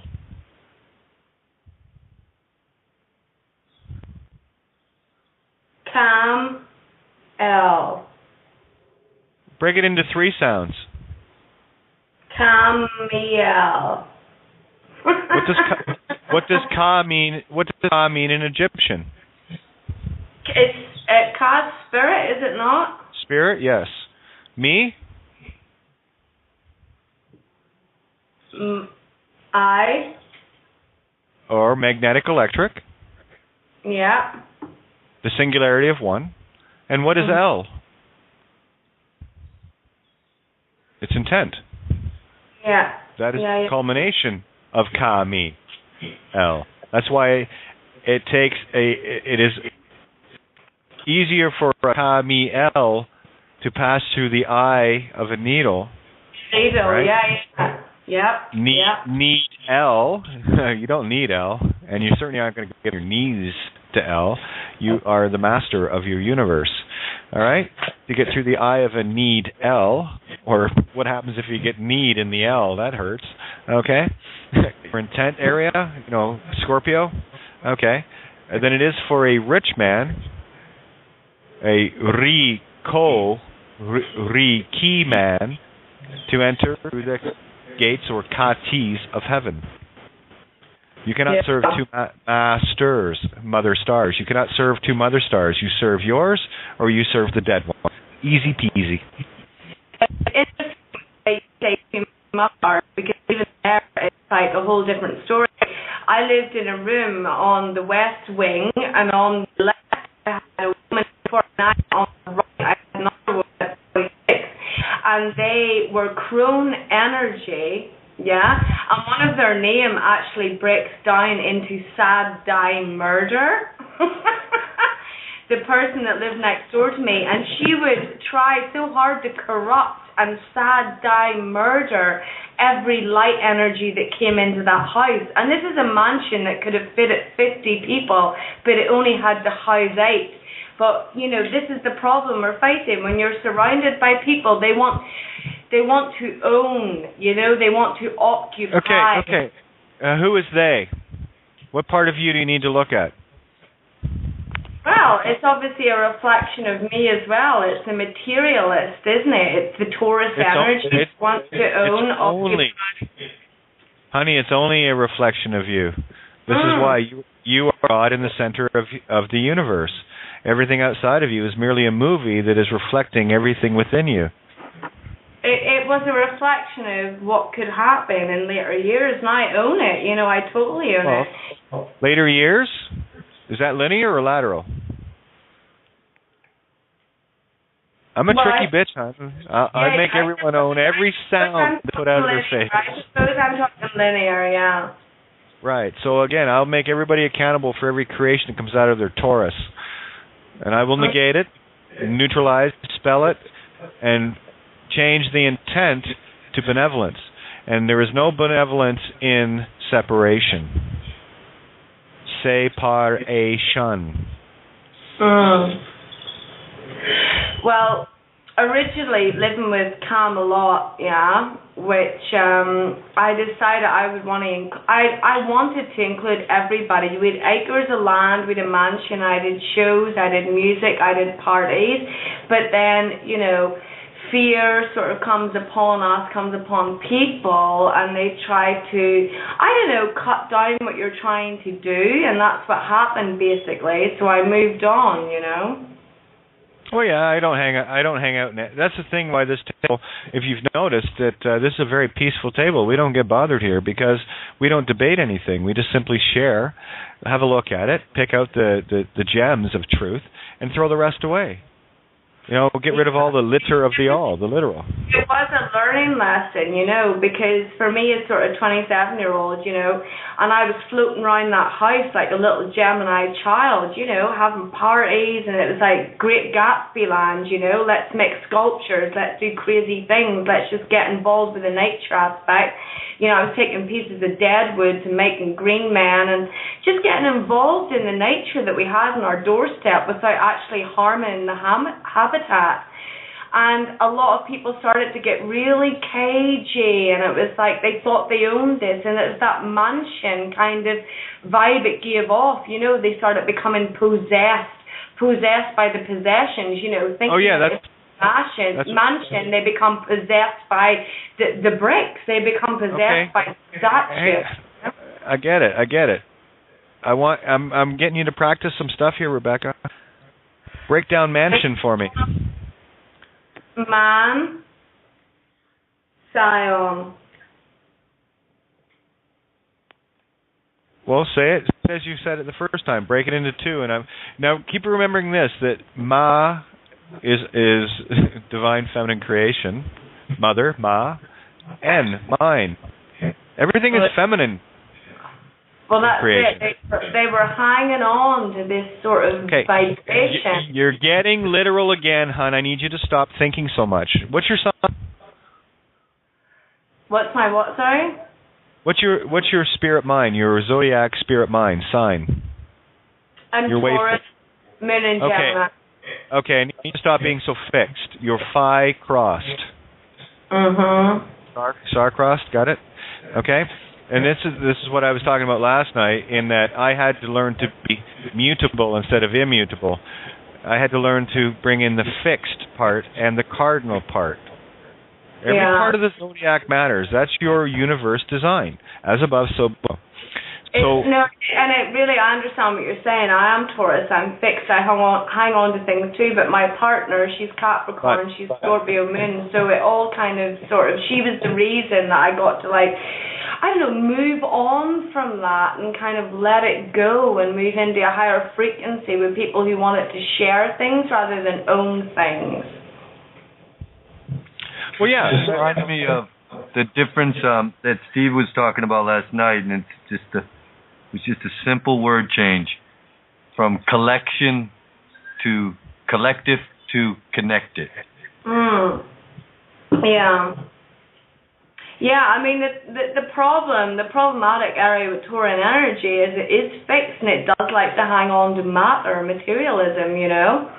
But my partner's Scorpio Capricorn, and it's more like cardinal. It's able to change and adapt and move frequency a lot quicker. But what I can definitely say about the whole castle energy, I mean, Camelot, what is that? It harks back to the mythology of, whenever the two countries were still connected. Literal. I don't want to hear the literal. I want to hear your anagogic interpretation of the literal. I already heard the story, so stop being so fixed on it. You're fixated on the story, the literal. What is it telling you anagogically, allegorically? I was trying to help you along with the Ka-Mi-El, to understand why you were where you were from a magnetic electric perspective, not the literal. The literal is boring as all get out. I can talk my literal story all day long. It's boring. Now I'm sharing so this is why I was getting at you with that, to see if you will see the spiritual instead of being caught in the literal movie. Step back. Have a look at it from the director viewpoint. What did you create for yourself? One thing that I did do was embrace the tree that was 450 years old. I think that was my greatest achievement. Okay, stop. You hugged the tree that was consciousness, yes? 9, 45, 450? You were embracing consciousness where? At the Ka-Mi-El? OT, which is creation of love, the womb of love?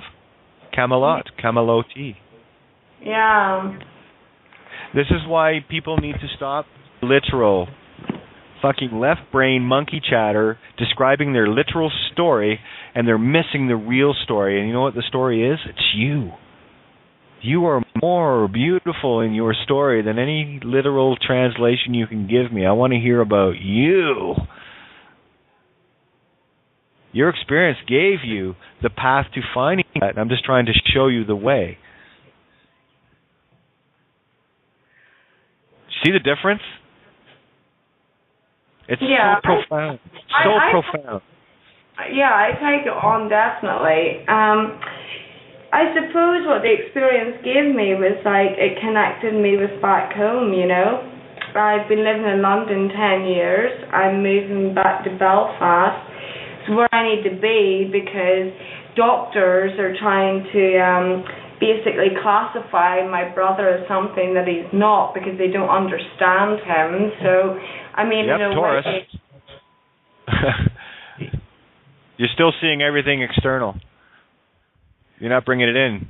Your brother is just an illusion in the movie that you're taking from an emotional position. You're emotionally attached, Pinocchio. Cut the string. See it for what it is. The change outside of you will only happen when you bring the change within you to rectify that. Why are you in Belfast? Why am I from Belfast? What does Belfast mean? Allegorically, Bel means war, or it means divine feminine. Oh yeah. And fast means to go quickly or to starve. So are we going to war quickly, or are we going to the divine feminine quickly? We're going to the divine feminine. All right, are we starving the war, or are we starving the divine feminine? There's the quad. This is what we're talking about with the war. We're starving the war. Like, it's interesting because I think just before Christmas, Santos was talking about the Orange Man. He was talking about Northern Irish politics, you know, and basically, you know, one of the biggest DUP in Northern Ireland is falling to the ground, and I really believe Santos' energy had a big effect in that. He talked about it on one of the shows, and all of a sudden it's just falling to the ground, you know, and that's the thing. It's the knock-on effect. And one of the reasons... Okay. You know what, kiddo? This is the fixed running off in the literals again, okay? I want to talk about you, Rebecca. I don't want to talk about everything else. I want to know, did you or did you not just change the intent contained in the spelling of Belfast, yes or no? Now you have 4 choices to make. Which one do you want? Divine feminine, going quick. Is the one I choose. Everything in the literal is the effect. It is the observational effect that you cause. Why are you there? You caused yourself to be there. So why? Keep asking the 5-year-old question. Why? And it will reveal itself. And the easiest and the only key that I found that works for everything is phonics. So see what it means to you allegorically, then anagogically. When you understand that Belfast is a capital city, but it's also many other things, now I've translated it allegorically into numerous ways of how to look at it, so that's anagogic. When you get to the anagogic, breaking down allegories multiple times, now you can choose the reality you want. Divine feminine quickly, I'm good. I'm in. Lateral time slide just happened again. I don't care about the orange men. These are just clues to the magnetic electric in you. How does it matter to you? Well, I look at purple and orange as being the only 2 words in the dictionary that have nothing that rhyme with them. And purple is the crown chakra. What is orange? Well, it's the range of creation, isn't it? Or it's the aura, mine, geometric. Geo. Everything you do, hun, is a clue to everything you are. Can you see it? That's what I'm trying to show people. Everything in your game, you came in with a very specific game plan. That's your game piece, the Taurus. That's where you came into the 12-space board game. Now, the game here is to get to Ophiuchus, the 13th warrior.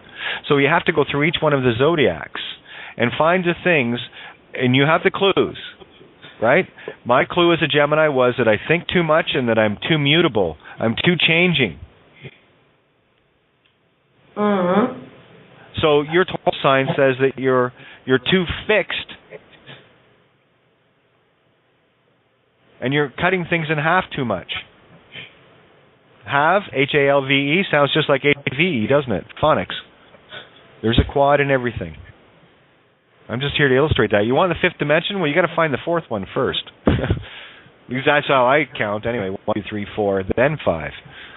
And 5A, which is the creation of truth.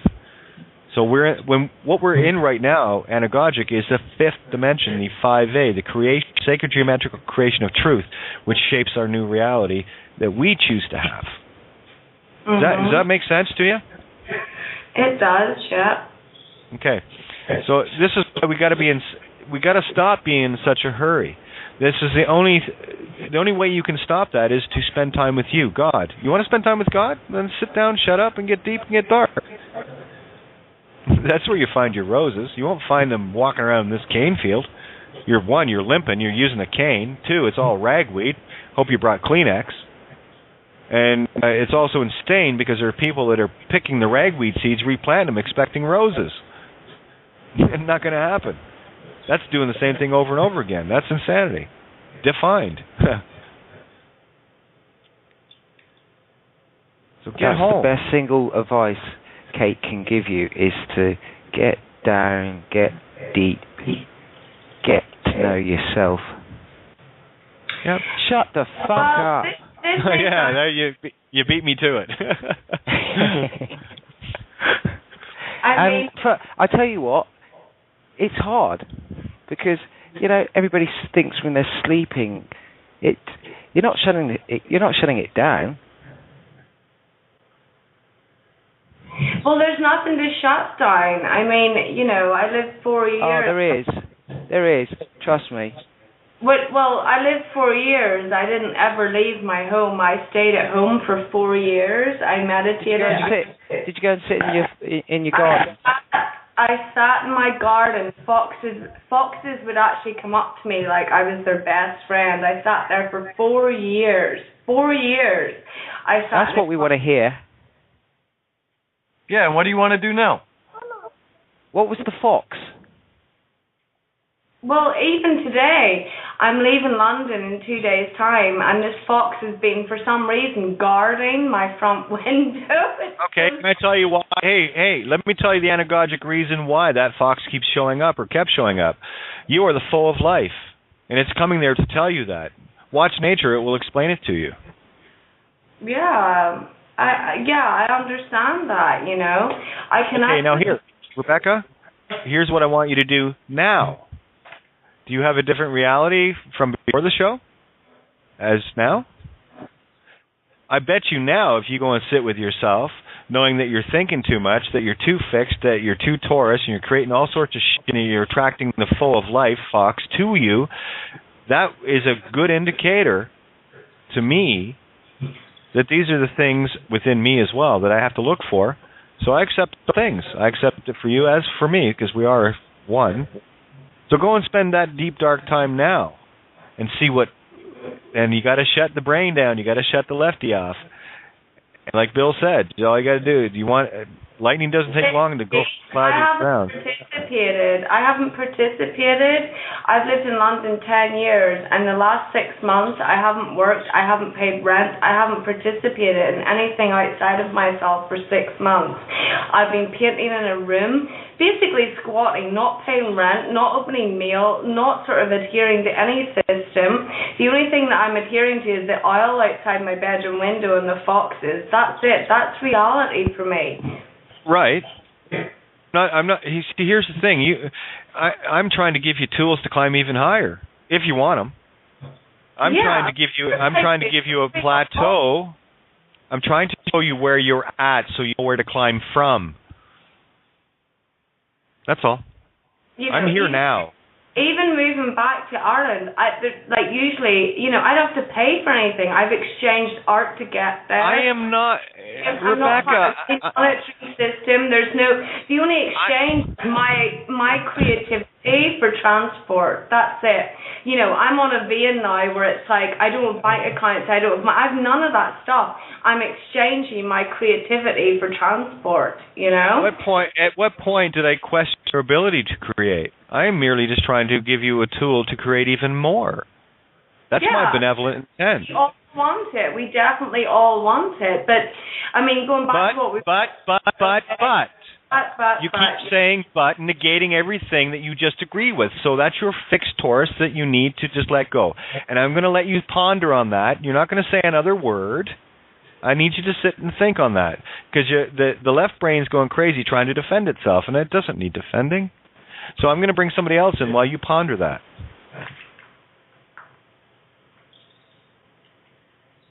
Anybody? I'm frightened to talk.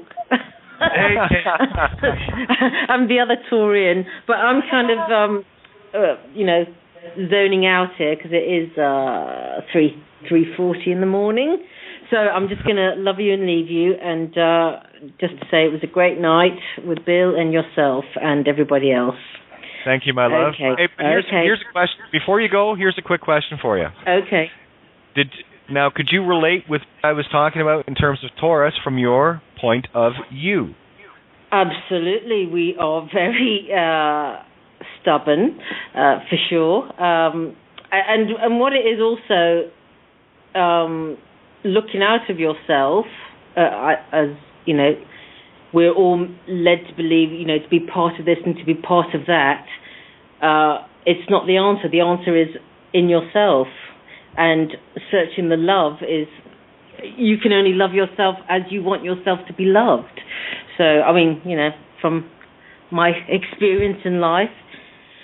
But yeah, I guess the left brain is trying to defend herself, you know. Yeah, and you know what I love about what you just said there? You did not use one literal thing to explain yourself and your position. Not one. That's the difference between left brain and right brain. Left brain wants to defend and explain all these little things. Right brain says, I get the concept, and here's how I see the concept as it relates only to me, because your experience is yours. It's not that I don't care. I'm sure it's rather interesting, but I think we've got a bigger job to do right now. Just saying. You know, can you imagine me as a Taurus? Are you kidding me? Irish and Taurus? Just picking on you, Rebecca. I sometimes see it though. I hear it wrong. Oh yeah, I've got Taurus in me. Absolutely, we all do. Yeah. No, but I think the thing to realize is that there's no division between the left and the right brain. Bingo. When you open the skull, there's this line that goes down it, but that doesn't mean it's divided. That's an illusion within itself. We interact with ourselves on all levels at all times, and in various ways. And you know, I find it, I don't know what the word would be, but I find it interesting. That would be a good word to use. That for the most part, the people that are here on shows and the people that I talk to and the movies that I see, the books that I read, seem to always be about city people. And all the city people talking about how do you become country people. And you know, as country people are shaking our head and going, what the fuck? You know, it's not that hard. You know, go out and lay your forehead against a fucking tree if it's that hard. And I've seen these cities have trees up and down the roads. You know, most of it's concrete and asphalt, but you know, Mother Nature perks her head up there and sticks it through. And they couldn't stop her from doing it. They called it beautification, programs. But that's not what it was. It was pinnacles coming up through the concrete and coming up through the pavement. It was pinnacles of the Mother Nature and the vibrations that are sent up through. So, you know, if you live in a city, which, you know, I'm sorry that you have to do that, but that was not of my making. I tried it once many years ago. It didn't work. But just find a tree somewhere and go out and lay your forehead against it and shut the fuck up for a minute. And, you know, you may find yourself just taking a deep breath and saying, what the fuck, it wasn't that big of a deal anyway. Trees heal. I had a 450-year-old tree outside my window. My saving grace was hugging that tree every single day and feeling its life force. You know, it was a listed tree. I mean, you couldn't cut it down, you know. But when I left, it felt so much sadness because this big Jacobean mansion was going to be turned into flats, you know. And the tree, actually the branches, before I left, they outreached into my window. The branches grew towards my window. I mean, that's life force, that's energy, that's knowing where energy is. The trees know more than we do in many ways. You know, I mean... I disagree. Hey, Steve? Hang on, I want to explain something a little further. One more thing, and this goes back to Steve and Rebecca, okay? I don't need to know how old a tree is. What you're telling yourself is that you were trying to find consciousness and leaning into it, okay? Here's the difference between right brain thinking and left brain thinking and how you bring them together. Literal left brain is using the analytical only to keep planting the same things harvested from the same old seeds that we keep us in a literal world. What a spiritual left brain does is it takes the roses from the right and arranges them. That's the difference. If you're a spiritual left, then you're arranging roses. If you're a literal left, then you're planting ragweed by keeping with the literals. And you know what? For me, they came from the consciousness of the tree, which leaned in my window. And sorry, what part of the tree isn't you? Yeah, it is me, and that's why are you separating yourself from consciousness? Is what I'm asking you. The tree is you. Everything in this reality is you. The only reason that they didn't cut the tree down was because I stood outside it for 3 days and said you can't, because it forms a community. If you cut this tree down, the foxes, the rabbits, the butterflies, the birds, you cannot cut it down. It provides an ecological center for everything and around. And Rebecca, that is a great literal book that you're writing. That was appreciation from the tree, and that's why it leans in my window. It gives me unconditional love. We breathe out what it breathes in. It keeps me alive, and it breathed in, and it stuck its branches in my window. I really believe it was an act of unconditional love. I love you. You stood up for me, and I will be alive because of you, and vice versa. What does that mean allegorically? That's a great literal story. I love it. I can hear it allegorically, but I'm trying to get you to explain it, because you keep going back to the ragweed, planting the same little seeds, and you're missing you in this whole equation. I want you to find you in this. I am that tree. I'm that old tree. I am that old tree, that wisdom tree that, people are thinking of cutting down and letting go, but they can't. Literal. Hang on. Rebecca, I'm going in circles here, and the Taurus in me is getting a little fixed, so I'm going to just let that go. I just need you to sit back and start looking at things allegorically. I can tell a literal story all day long. Well, tell me hang on. What it means. What you think it means. No, I am not going to defy your reality. You are going to find this. I gave you the fishing rod. Go fishing. I gave you the place to fish. There's the best spot in the world to land whales, baby. You need to actually just sit back, and I do this all the time. This is why I'm seeing my contrast. You're proving this contrast to me. In as much as you see a reflection, you also see what was and what is. That's a singularity. So just reflect on what it means magnetically and electrically. What are you bringing into balance within you? And what are you still looking for in the literal to solve an equation with ragweed? It's very difficult. I'm fairy realm. I feel fairy realm. I feel fairy realms. I'm a fairy tree pixie.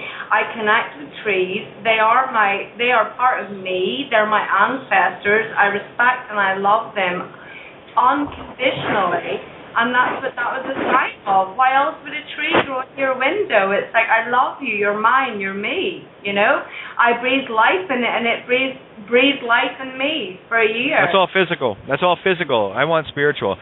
Anyway, Rebecca, I don't want to carry on this. This is just going completely circular. You're going to need to spend a little bit of time pondering the allegory. I'm not picking on you here, hon. I'm not.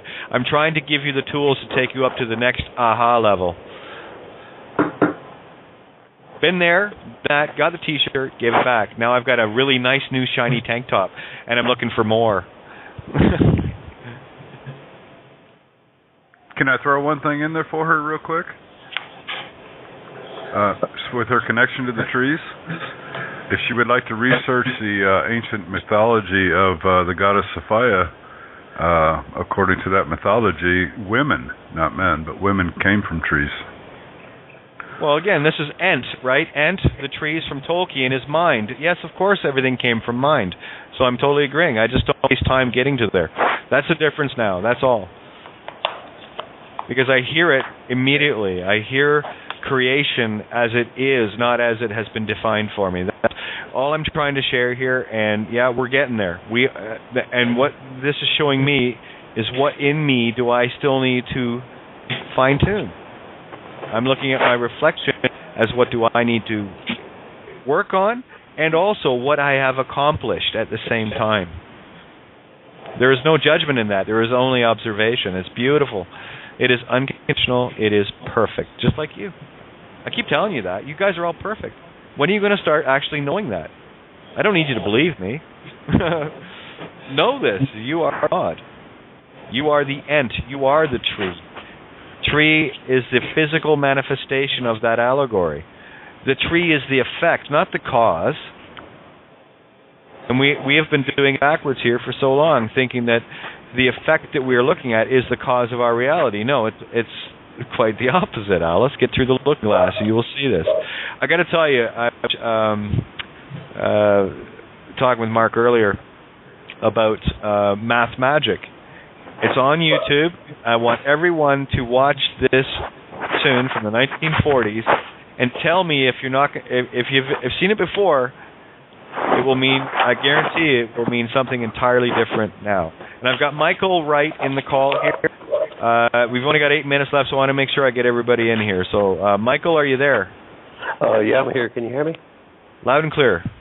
Okay. Well, I was just going to say, because being a Taurus fixed and having the ascendant of Scorpio fixed, it's rough.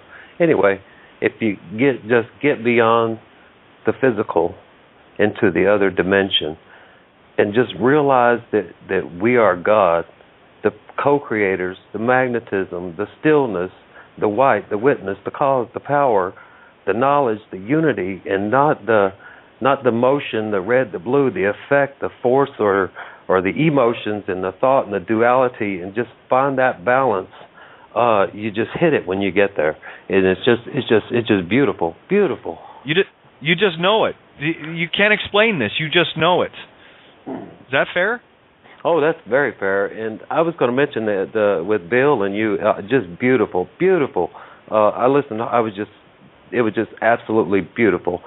What I found really good was the 12 disciples or disciplines, and finding that Judah, the betrayer. And I wanted to hear a little bit more about that, because I find that really, really. Like for me, I guess I would say my betrayer would be Scorpio. For me, anyway, it's just Scorpio. I have the I need, or what I would say is the I desire. I've gotten to the point to where I learned the I desire not, and it's just opened up a whole new dimension for me, and it's beautiful, beautiful. Mike, I got to tell you, I love hearing truth. And let me just I'll touch on the Judas. We got a few minutes here, so I'll touch on that. I want to touch on the word because it keeps coming up. Desire. Okay, so of spirit in the light of God, or not of the spirit of light in the light of God. That's the desire. Okay, so now there's a different intention altogether. Yes. Desire to want something, or to desire to cut the nuts off a horse. Oh, cut the nuts off the horse. Hell yeah. You desire it. That's what a stud is. Out to pasture, baby. You've been desired. Your nuts have been cut off. Your intent has been claimed by the whores. The whores of Babylon. The Horus, the time, the clock. It all connects. So let's talk about Judas, shall we? Absolutely. Okay, look for someone in your experience that you loved and trusted the most that betrayed you. Oh, wow, I got that already. Okay, there's 3. Remember, you have to deny Christ 3 times, so there's 3 betrayers in your life. And they are the most trusted, the most loved. They have to be, because they're the only ones you can trust and love enough to do the job, just like Jesus chose Judas as the treasurer, because Judas was the only one Jesus could trust to get the job done, to deny Christ 3 times. I know my 3. My Scorpios dealt with. See the magic of the zodiac once you understand them as disciples, as the disciplines, as the roadmap to the stars.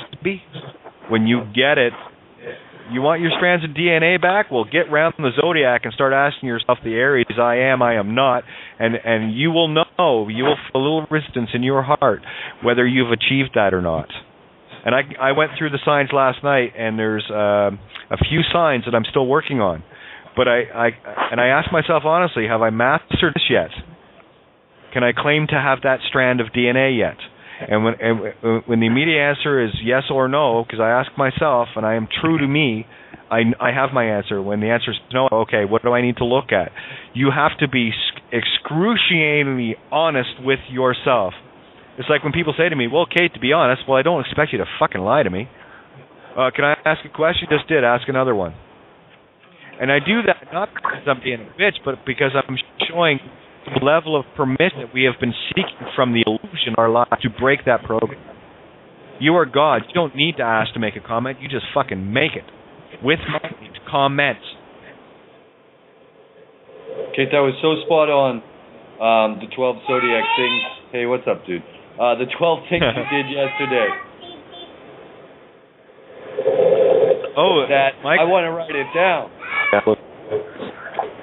Well, why don't I just write an essay on it as soon as I get the Phoenician starter kit finished? That work? Oh, that'd be great. Oh, well, listen, we got about a minute and a half, 2 minutes here, guys. So I just want to say thank you for being the most beautiful reflections of me, magnetic electric, in the universe. And ye are light, God is light, ye are gods. And you shall do greater things than I, the teacher told you. Yes, we are. Yes, we will. Because we're sliding that lateral timeline. And all I'm doing now is just... Since we're all into not getting into the program, can we just have 20 seconds of a language that we don't understand? I think that would be amazing. I have a person here who's just into the shamanic language of animals. Would that be cool if we just do? Well, yeah. If we didn't have 30 seconds left, sure. No, yeah. What were you talking about? The 12 zodiacs the day before. Made Manifest was sharing the 4 levels of truth. I was laughing hard during that whole thing. It resonated just so on and beautiful. I was laughing. Yes. The only just give animal wildness energy. That's what we need. We need animal wildness. Yeah. I don't know. I wouldn't be handing out that flamethrower to everybody just.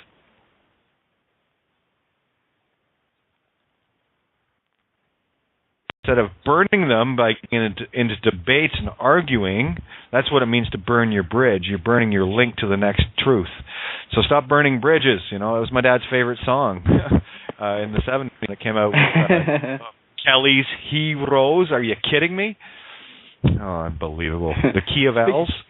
Yeah, speaking of that, I'm just a little bit ticked that I got banned from the Truth quote unquote Truth Connections Facebook group for simply just posting literally some good posts with information because they had links. Because they had links. Booted from there long ago. They had links to my page on it. So, you're gonna separate people from other people. What kind of truth connections are those? Well, there you go. That's a mirror for you, isn't it? See, that's the thing, and I love calling Kathy Buckaloo out, right? On that, because if you're really looking for truth, then you accept all things, do you not? Exactly. You accept all things as a perspective, not as a judgment or something to be analyzed. You just look at it and go, isn't that interesting? Or, that's not that interesting. So you can always tell when people are caught in, and by the way, Kathy, yes, I will call you out by name. I didn't call you out before when you banned me, but I'm going to call you out now. Stop playing in the literal sandbox of idiocy. Please, I love you. Come. Enjoy the truth if you can handle it. I had a feeling you would have something good to say about that. Well, it's my experience. It's my experience. I mean, you should have seen. Here what she got out of joint because two same links were posted on her Facebook page. It's a Facebook page, okay? Yeah. Get uptight about. It's like, please, if you don't like it, delete it. That's the only thing that will irk me is because I don't care about anything else except information. That is all I care about. And she was like, well, well, you weren't. I just wanted to let you know, and you weren't nice to me because I posted the picture. I replied with the picture of Mark Twain saying you know, the one about censorship is, you know, only because a baby can't chew a steak, you know, censorship, and so she took it personal and like banned me because of that. And I was like, it's just, I want to share my information because I want to get it to the people. I don't care about, it's not about me. Well, again, I go back to the Hermetic truth of do not cast pearls before the swine. And what that is saying is your pearls are your pearly gates, your teeth. Don't bother trying to share this truth with those that have no ears to hear it or eyes to see it. And by all means, share the truth and walk away. I don't debate anything I talk about. I just simply talk about it. If it resonates, great. If it doesn't, then I've got some work to do to fix it on my part, and I'm good with that. Yeah, just plant that seed and walk away. Yeah, they're called kangaroo plants. They jump around and make a mess of the cane field. tearing up the weeds. Exactly. I love it. You know, so I don't have any quarrel. I don't have any arrows. My quiver is empty. I do not shoot arrows or quarrels at anyone. I used to all the time. Now I just simply sit back and go, how much more can I build on this beautiful little castle, this castle where my moat gets filled with more and more truth. Therefore, the more truth I can put in my moat, the more power my moat has when I cast it forth, and why I change my reality every moment of now. Hell, we had China, just look at the allegory. China, or the key mine of the hex, has been returned. The divine feminine energy has been fully released, guys. Not as in to release something, but as it has been go. China just said yesterday that they're putting all the treasury bonds on the open market, which effectively, because you know the Federal Reserve is no longer a bank, it doesn't have a charter to work from as of December 23rd, 2013. So every piece of paper is absolutely worthless. However, the spiritual intent contained within it through the register of the coming of the spirit, those that agree to be part of the legal system are feeding that energy. But that has now also been completely nullified, so we've regained the ruling of the divine feminine. We have our own register back, and that is the allegory of that playing out anagogically. Welcome to the end game, boys and girls. How do you like your script now?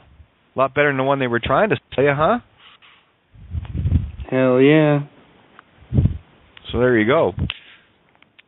Yeah, so guys, please, I want everyone getting in as much as they can. I'm going to do my best to see if I get back on the board, but Ninja, keep those lines wide open and come on in, guys. I want feedback, lots of feedback. Damn it, I wish I had some feedback to give on that. That would have been a great show. I wish I'd caught. If I had known, I mean, I knew beforehand, but I totally spaced.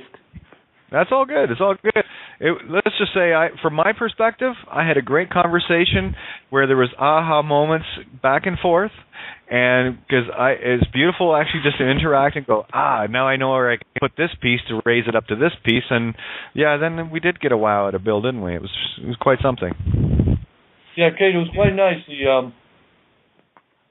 One of the things I noticed, he was quite happy. You know, it's kind of like when the teacher hears from the student and they surpass some of the information that they shared.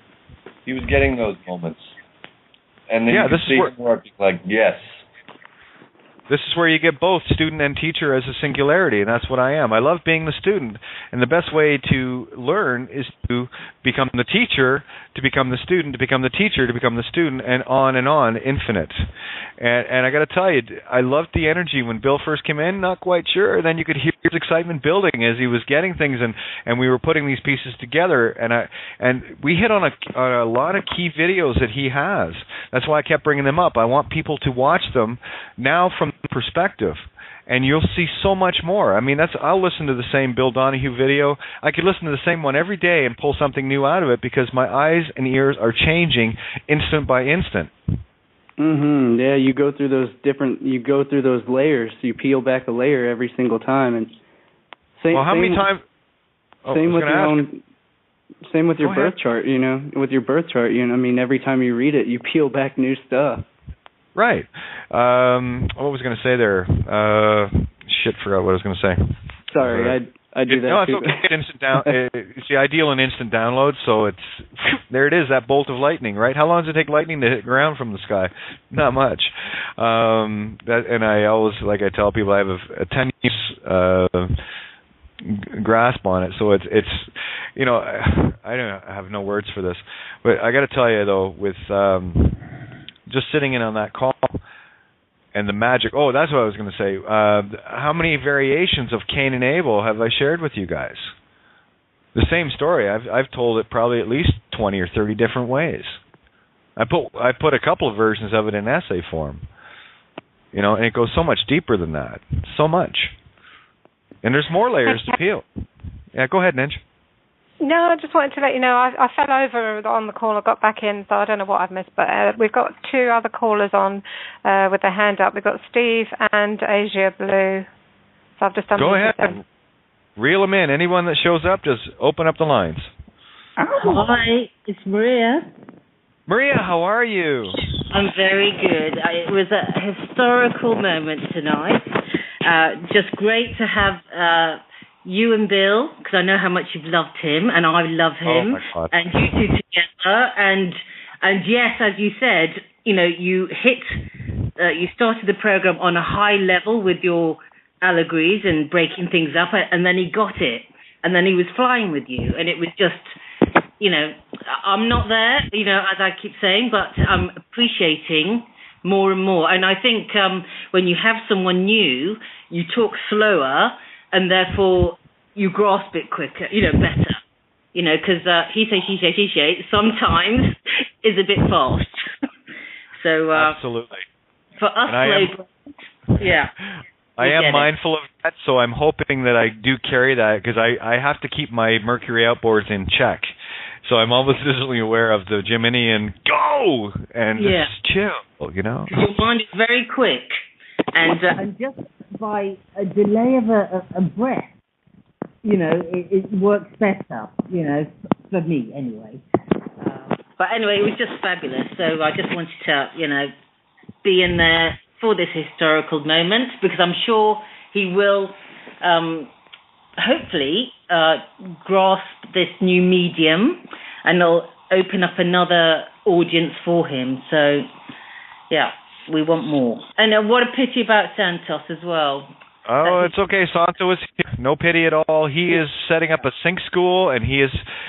did you read the headlines today? I wish I could get... Hang on, let me see if I can actually get online here with my... it was a beautiful... Adamantium, as always, one of the guys I love to go to because he sees things anagogically. Is that the cement? The cement... Yeah. Did you see my breakdown of it? No. Okay, well, I have it in Skype. Let me just see if I can scroll back to it. It's hundreds of posts later. Let me see where it is. It was fairly early in the call. Here we go. Let me see. It was beautiful from him. Let me see. It was after Steve. Scrolling down here, guys. Just give me a sec. I'll get it. Yeah. Because I posted it in every room. Okay, here was the headline. What Adam wrote was this: the control system on the Victoria line, Victoria is where Santos was being held, is completely shut down. And the headline was this: commuter chaos leak fills signal control room with quick-drying cement, bringing tube line standstill. Okay, so here we go. My analogical trans law T ion, not trans law shunt. You're listening to Kate of Gaia on Critical Mass Radio. The game is up. Now, it's our turn.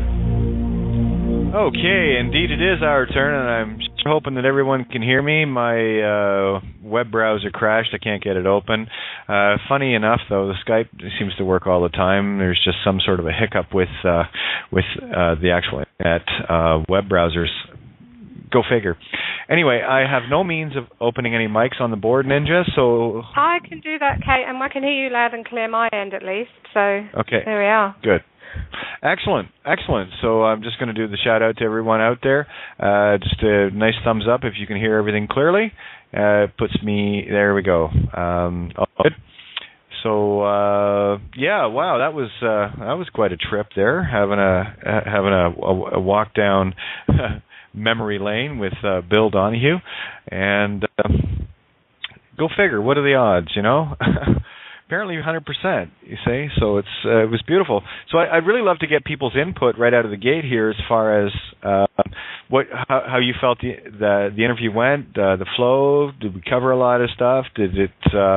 Was it just good interaction as far as getting the word out? Because it's about how the message is getting out there. The message is critically important, but it's kind of useless if you're not delivering it properly. So that's kind of where I'm at. So Ninja, feel free to open mics up. I have done. Yeah, we've got Michael and Made Manifest.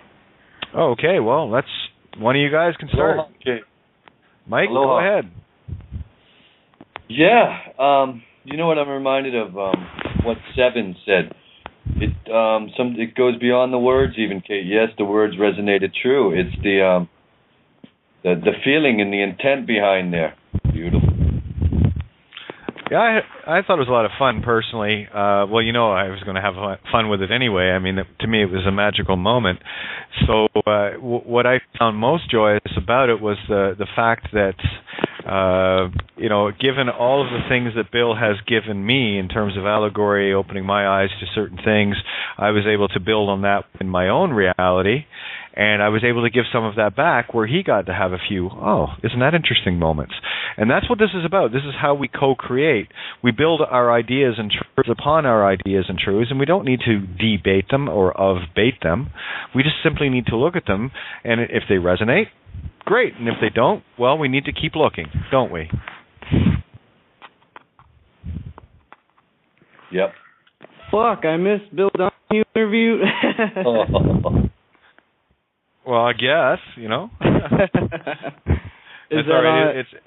It'll be on a podcast. I'm not sure how to get there, because I really haven't had the time to go around the astrotheologyradio.com site to see where that gets posted. So that is probably where you need to go and have a look. So maybe those out there, if you can have a look and see. Because it was going through a different, it wasn't Blog Talk, it was going through iMixer platform, so I'm not sure how that works. I downloaded it today to have a look at it, so, dig around and see, and maybe post some questions to Ruth and see if she can get the word out as far as how we get a copy of that, because of course that's going in my collection. Yeah, you think? And wow. Again, this is, in as much as I am totally overwhelmed, I am completely underwhelmed at the same time, accepting all things. It's just, I can't even begin to describe where I'm at right now.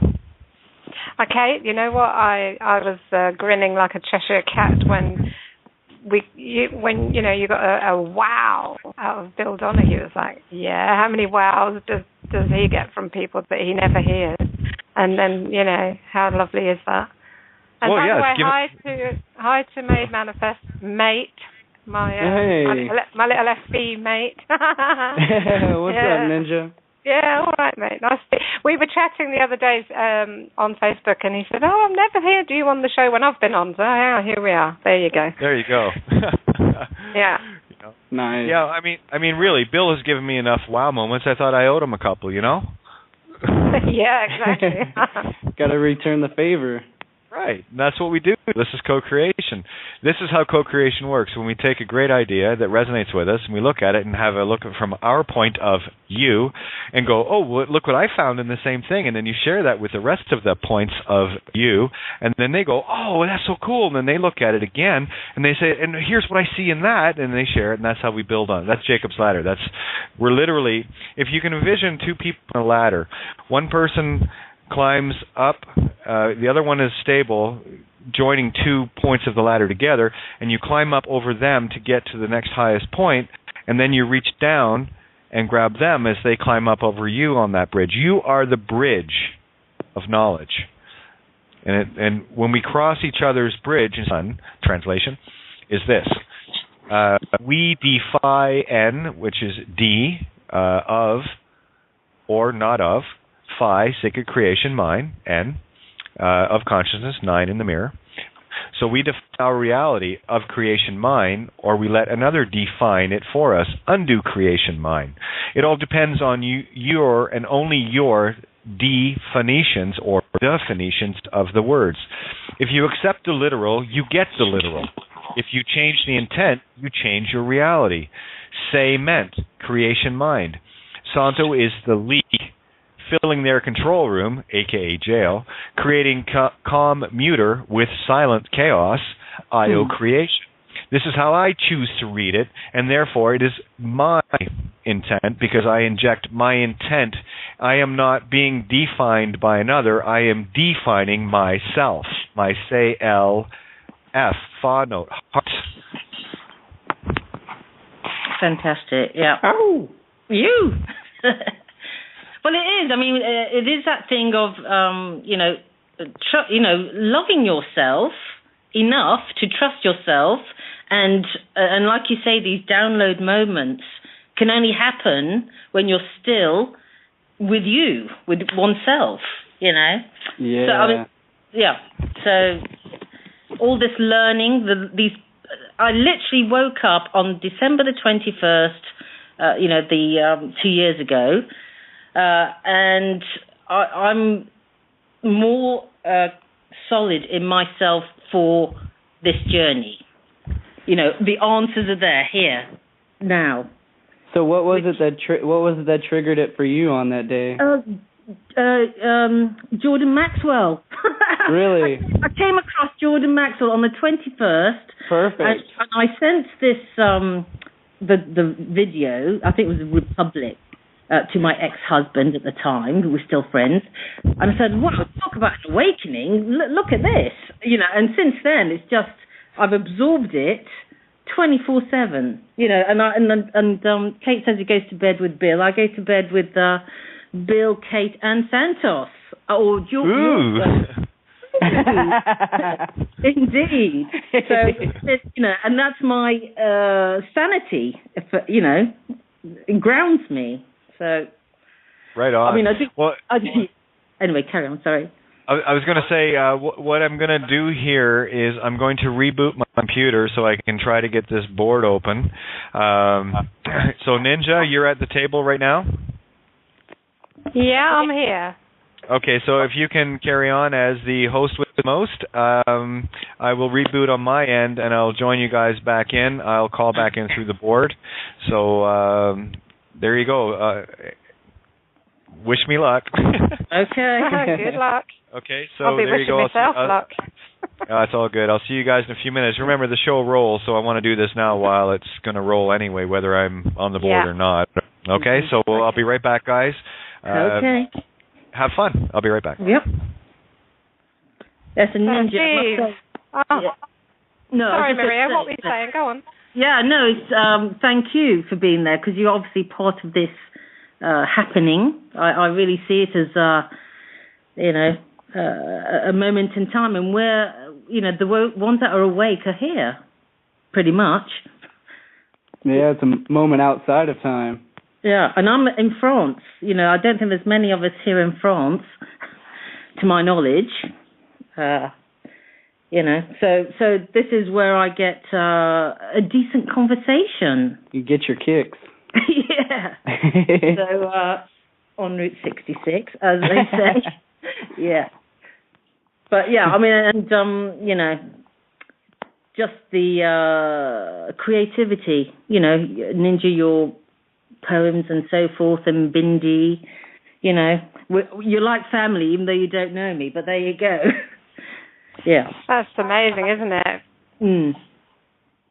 It's magic, isn't it? I mean, thank God for this, free internet whilst we've got it. So we join. Indeed. Yeah.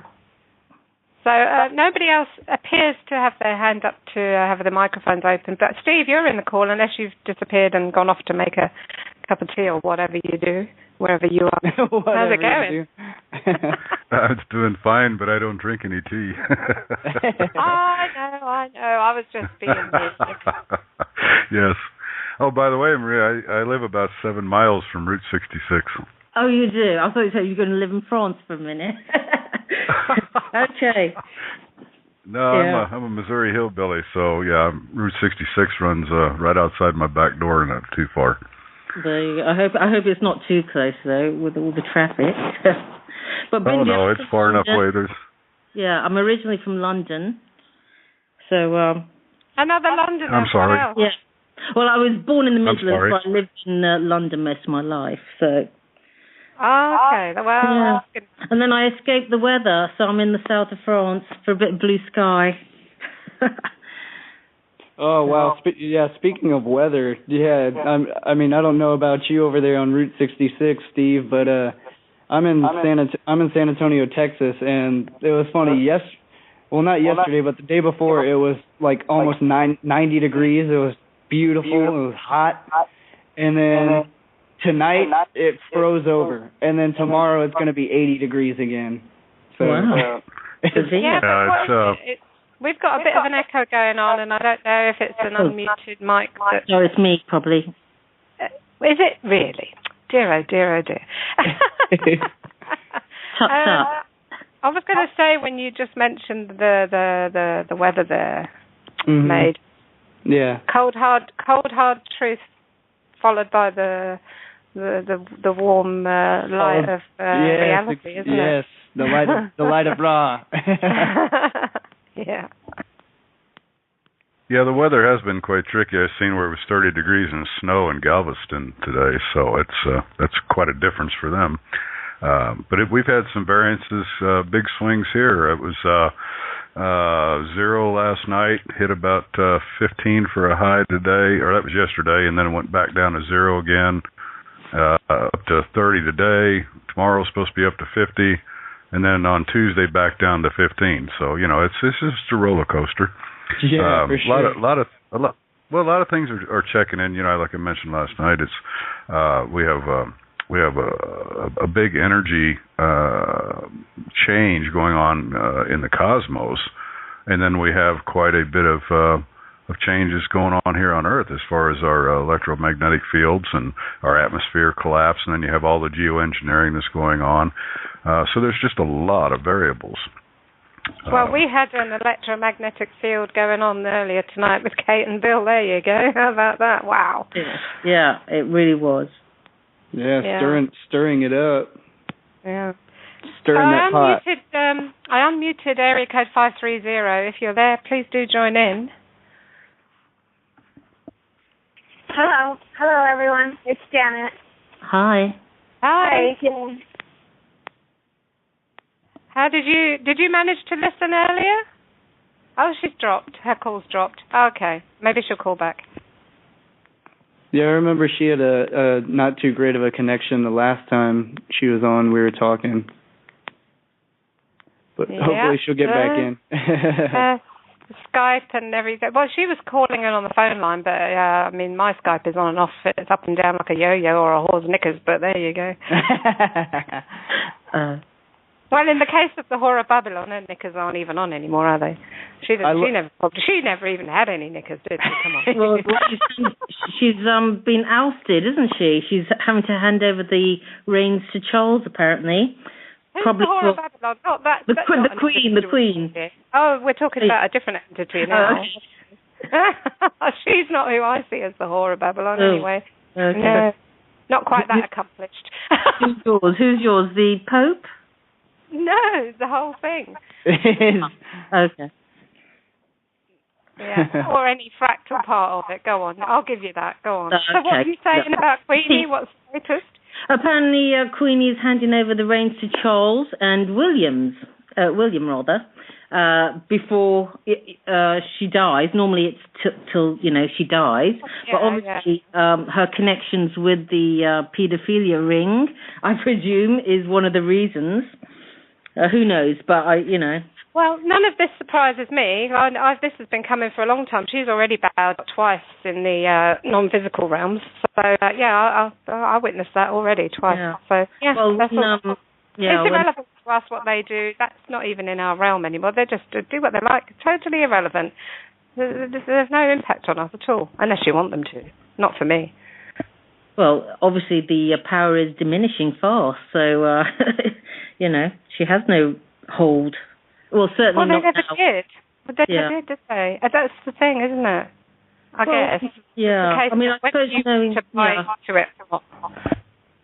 Yeah, I mean, just knowing that the name is the key to it all, how they have got us. But for those who are awake, we now know we don't have to use a name,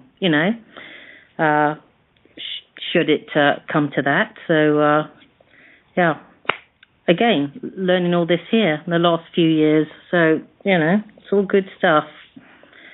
And we will see how... I mean, if I met her, I'd have a cup of tea with her. But she could put the kettle on, you know what I mean? That's about as interesting as it gets.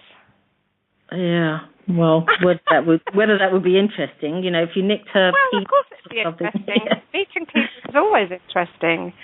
But I don't bend my knee to anyone. That's it. And that was before I was awake. I would say a thing like that.